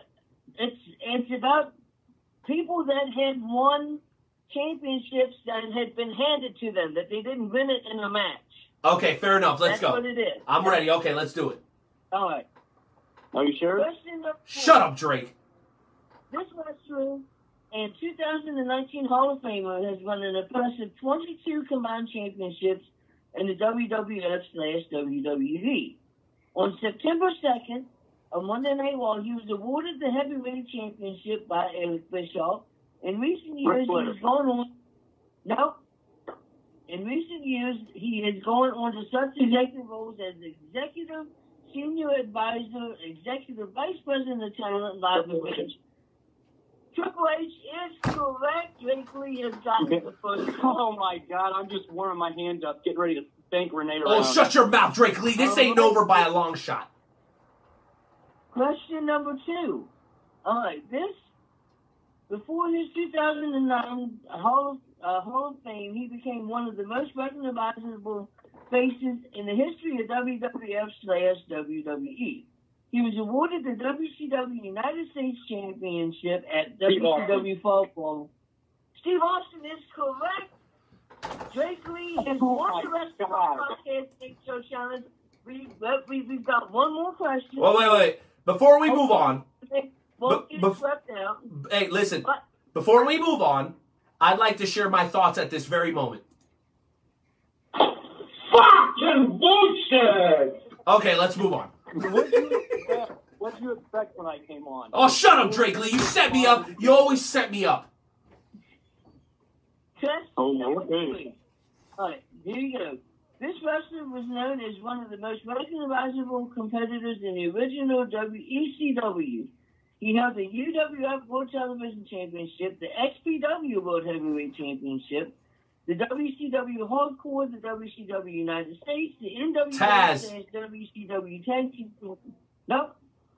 Most people don't remember this man was awarded the WWF Intercontinental Championship on October 22nd due to the attack. No. Due to the attack outside of the ring on the Heartbreak Kid Shawn Michaels. Marty Most Jannetty. of these people know Marty Jannetty. No. Most wrestling fans will know him from winning and throwing down the NWA World Heavyweight Championship. Shane Douglas. Think of the franchise. Shane Douglas. Shane Douglas is correct. But Oh my God! Just thank him. Show challenge. Night Out, I don't think this is something that you're never going to be able to live down. I think that Jake Lee is probably going to remember this for the rest of his life. It's his greatest accomplishment in his whole life. Greatest lifetime accomplishment for Drake Lee. Did Luke Roberts write that line for you? You know what? Don't you talk about Skywalker like that. Not on this show, Drake Lee. All right, Jake Lee, here's your song, sir. Believe this. I want a rematch. I want a rematch.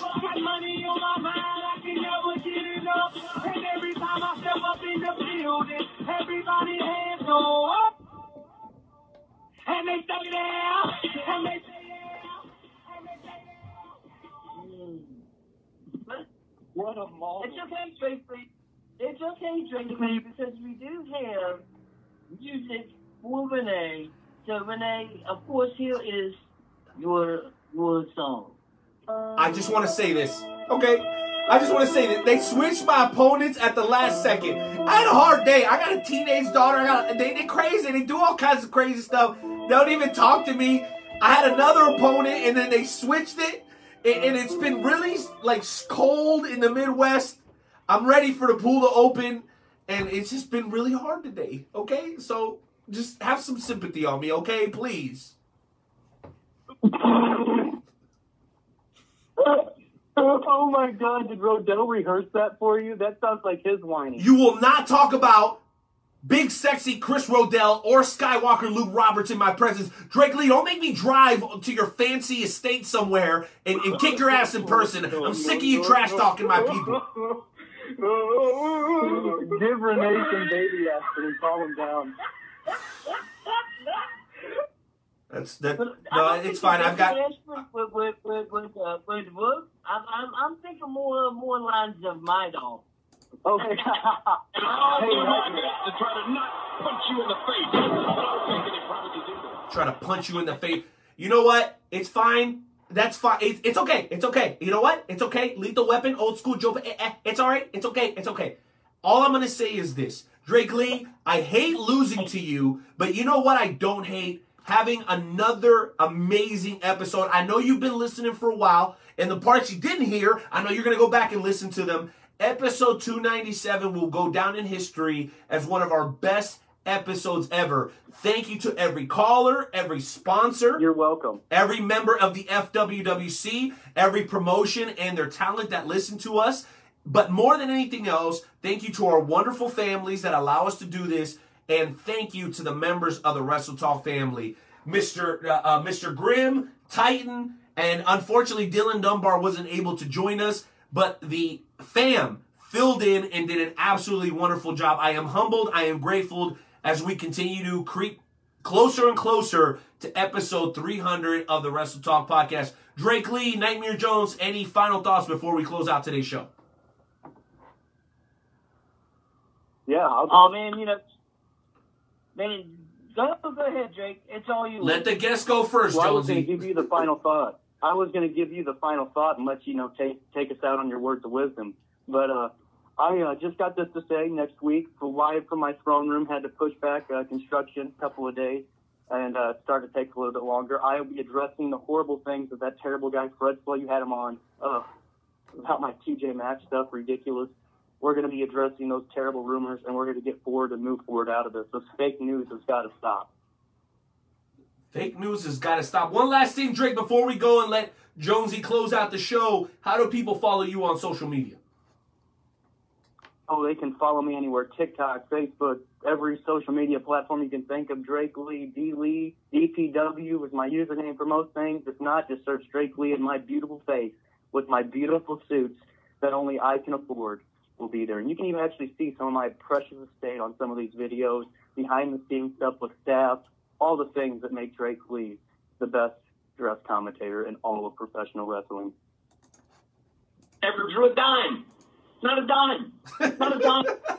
Who hit that drop at that time? I'm just saying, I'm not saying I agree, but that timing was just, I don't know. Never drew a dime. Not a dime. Not a dime. Nightmare Jones, close us out, baby. It's been a good one. Thank you, Drake. Thank you, everybody. I'm humbled to be your servant. Thank you guys so much, man. Appreciate y'all.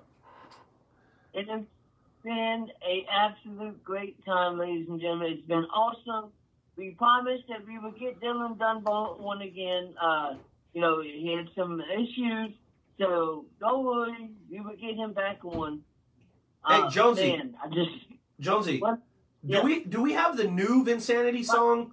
Do we have the new one, that Heaven's Demons, or do we still just have the Guts? Yes, we do have the new one. That's what you want to hear. Hey, I'm down with that, but you know what? You know what we haven't heard in a long time? The Ricky the Dragon Steamboat spot. Let's hit that. And you know what? You can play whatever you want, Nightmare Jones. I was just wondering if we had it or not. Thank you, everybody. Episode 297, without a question, another classic. WrestleTalkPodcast.com. Check out all our sponsors. They're good people. And you know what? We'll be back next Tuesday. Same time, same place. Love y'all. Grace and peace. Adios.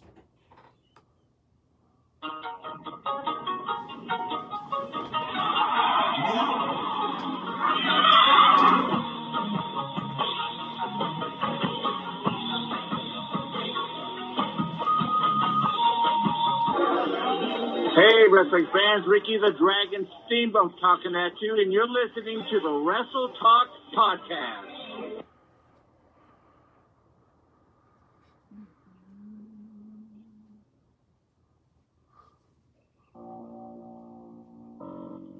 Muted.